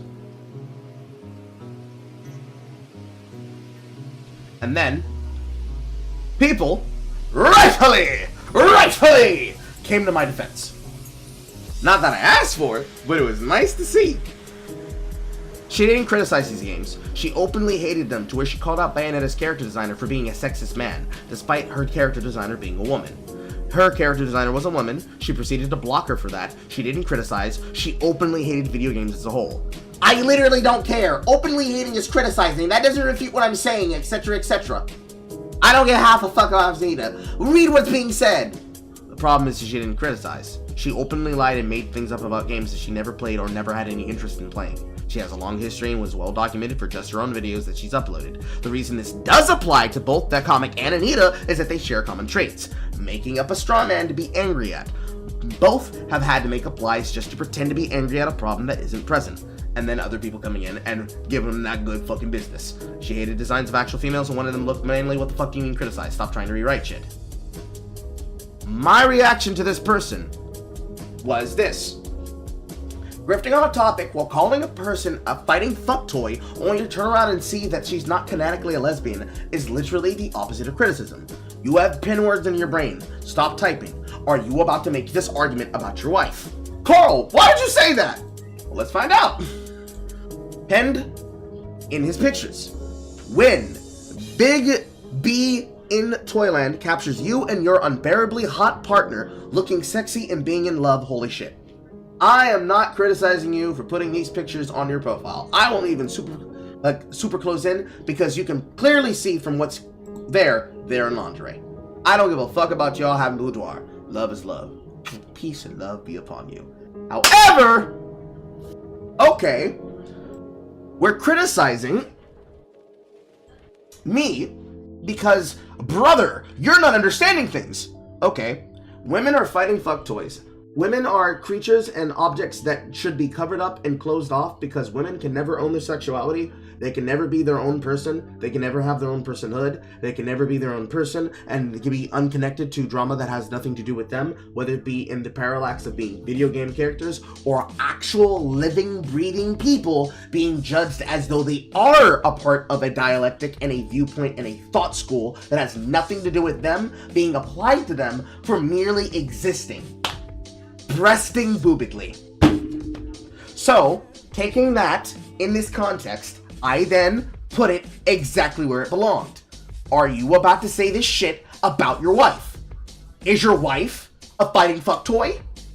Is she clearly looking for attention? Putting pictures of you and her and consenting to pictures of you and her being put out on here, being sexy and in love on the platform in this context? You didn't have to put this shit on your profile, but since you put it there, let's talk about it. No, that would be evil. That would be rude. That would be mean. That would be evil. That would be short-sighted. That would be not thinking with our brains. So if it's not going to apply to people in life, why are we applying it to fictional fucking characters? The reverse is also true. If we're not going to apply it to the fictional fucking characters, how could we ever apply that to people in life? The way you guys approach this an argument is dumb. It is clearly a sign of you not thinking before you speak. Regardless, that's how I came upon the topic, starting from here. But it goes out further. Besides using them in this context, where the only way the conversation is had is this is for the gays.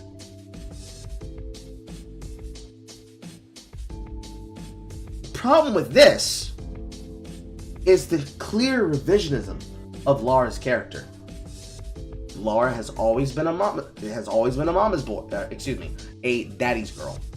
She's always been a daddy's girl.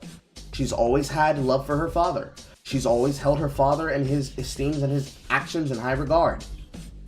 she wasn't necessarily against being bisexual, but in every outing that she's ever had, she's been depicted as a woman who is aware of her sexuality, has no problem with her sexuality, finds it laughable that other people are more focused on her body than they are on her exploits or her efforts or work, and has struggled to work to do her best to get what she wants done. Me personally, I would prefer the Angelina Jolie interpretation of her actions, because that's probably closer to exactly what you should expect a Lara Croft to behave like and act like in confidence. Let's say that's Lara Croft in her prime. This is her at her best. Insert it wherever you want to in your own headcanon. The Tomb Raider remake games, she basically becomes a counter terrorist, or a terrorist, depending on how you see the video stylings of the game she comes from. Even if we just use the first Tomb Raider, the one that is then used as the plot for the Alicia Vikander Tomb Raider film, the whole reinterpretation of Laura into what became the backbone of what I call the Craftathon movie games, where the interpretation and reinterpretation of her actions has been made into the leftist paradigm of she needs to give back the culture that she stole. And also, she's a hot lesbian that's for the gays. How is it that you want her to be seen as a muscle mommy when Haley Atwell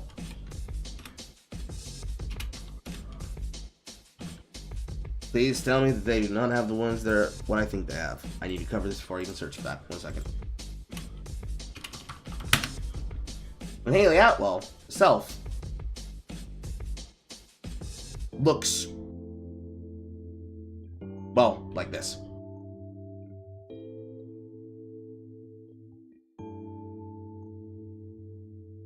Because the voice actress and the body representation are basically being smoothed out to be as appealing and attractive to struggling fans of The Legend of Korra as possible. And Korra herself is probably another victim of exactly that.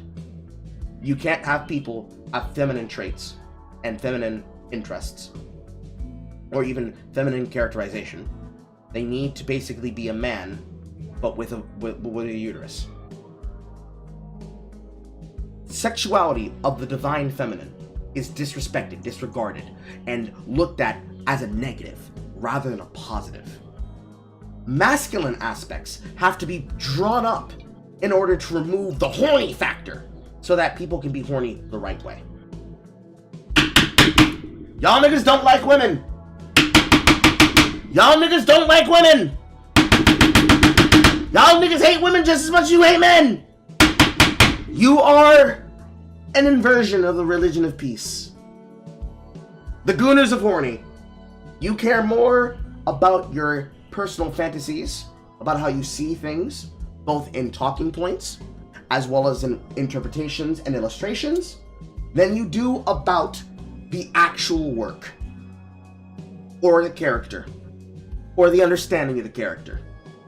And you will do everything in your power, even against the word of God itself, from the authors and the creators and the illustrators and the directors, to make a headcanon that allows you to change it into anything you want. Because that's all that matters. It's the shit with She-Ra. It's the shit with any product that has ever been remade in this way.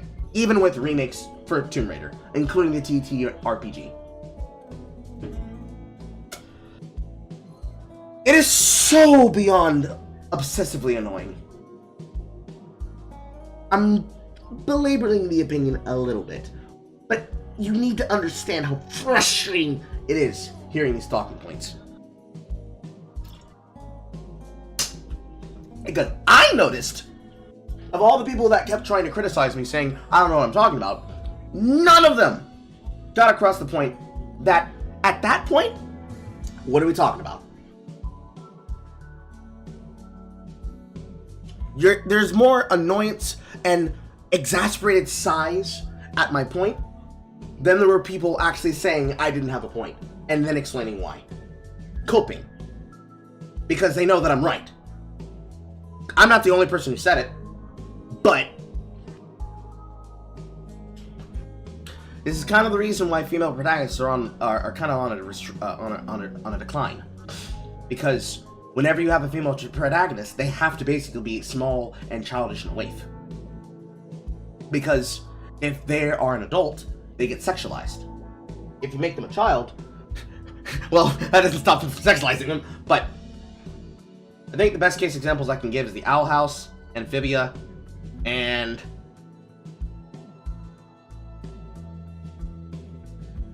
there's another one that has a leading female. I can't think of it right now, but characters like those from the Owl House and Amphibia, they are seen in this way. You can't have female protagonists that can be adults, because you adultize them and then you sexualize them, and you only care about your sexuality because, milkies. You have to make them into kids, and then when people look at them for the qualities that can be relatable, those individuals amongst that side basically go full gooner and go a level beyond even what the most deranged lunatic who wants to look at Donadon could think. And that's not even to say people who like Donadon are sick. It's to say the reaction that people had to the other guy. That's what I was looking for, that news story. That people had to Chibi saying he didn't like this thing, and then having his DeviantArt hacked and having CSEM uploaded to his DeviantArt by people who wanted to harass him amongst the black weebs. This is the level of shit that we're on. At that point in the conversation, when we have all the things correct to say about it, and then we have the actual conversation, it looks a lot like they're upset that individuals have an opinion and they can't win against the opinion. Rather than, here's why I like and don't like about it, and here's the reason why I disagree with you. It can never just be the disagreement. And the safe horny shit is an entire microcosm of itself. It will never go away now that that's kicked off. Every single one will be scrutinized for that alone. Because it's too much. The goonerism of those that decide to be safe horny and not is too much. It's too fucking much. Because you might remember, especially when it came to the example of the conversation around this particular topic, which was from I would say weeks at this point now, namely the choices in character creation. Smooth Dunk was also there. They were also there. The inability to be honest about the talking and instead push their particular viewpoint about sexuality, about appearance, about writing, about insertion of politics, about political themes, and not knowing the difference between a person using a political theme to discover and explore the concepts and the consequences of having it in their world building, and literally painting a cow orange and calling it the Drumpler. It's pedantic. It's pedantic, it's not worth talking about, it's annoying, and most of us are sick and tired of it. Because what is there to talk about? Once we cover the topic, we just end up retreading the same ground. And I know some people might be confused, but I don't actually like hearing the sound of my voice. I don't actually like hearing the sound of my voice that much, for real, for real. It'd be great if we could just hear an opinion, accept the opinion, and move on with our lives. But unfortunately, that is not the case.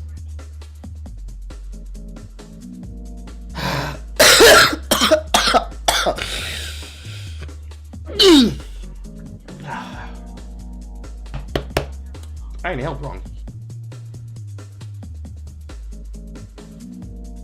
Be that as it may,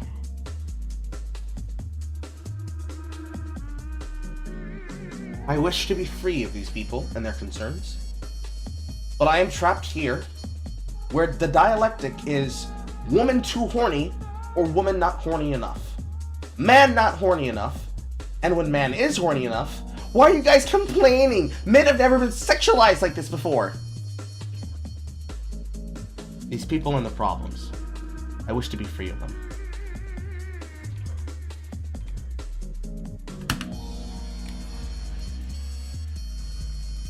I wish to be free of them.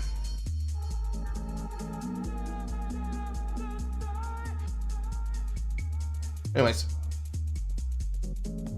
I believe that is all that I have, unless somebody has something that they need me to look at specifically right now. Like in the next 20 seconds, or excuse me, next 20 minutes.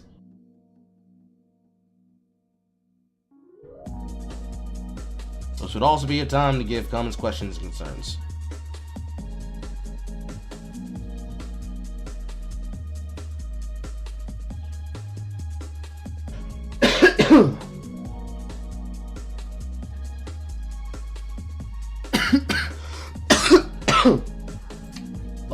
Bless me. Okay. That is the end of what I have on my docket. I will rejoin here with you all in about a few-ish minutes. I need to go do a thing outside, and then I will be back live in like, I want to say 1 to 2 hours. Right about. Alright. Do all the algorithmically promotional things. Like, subscribe, blah, blah, blah, blah. Join the page, join the Discord. Become a member. Put on your hood, become a Carlist. And become a member of the...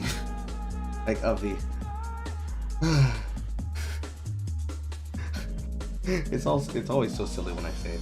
And become a member of the United Negro Carl Foundation. Because Carl is a terrible thing to waste. And if you happen to see yourself on the upload for the news segments in question for these, feel free to go to the comment section and say, there I am.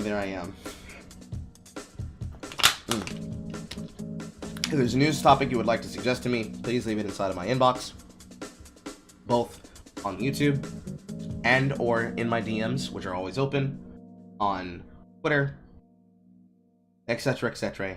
Thank you to my supporters. I will see you all in about an hour or two. Goodbye, everyone.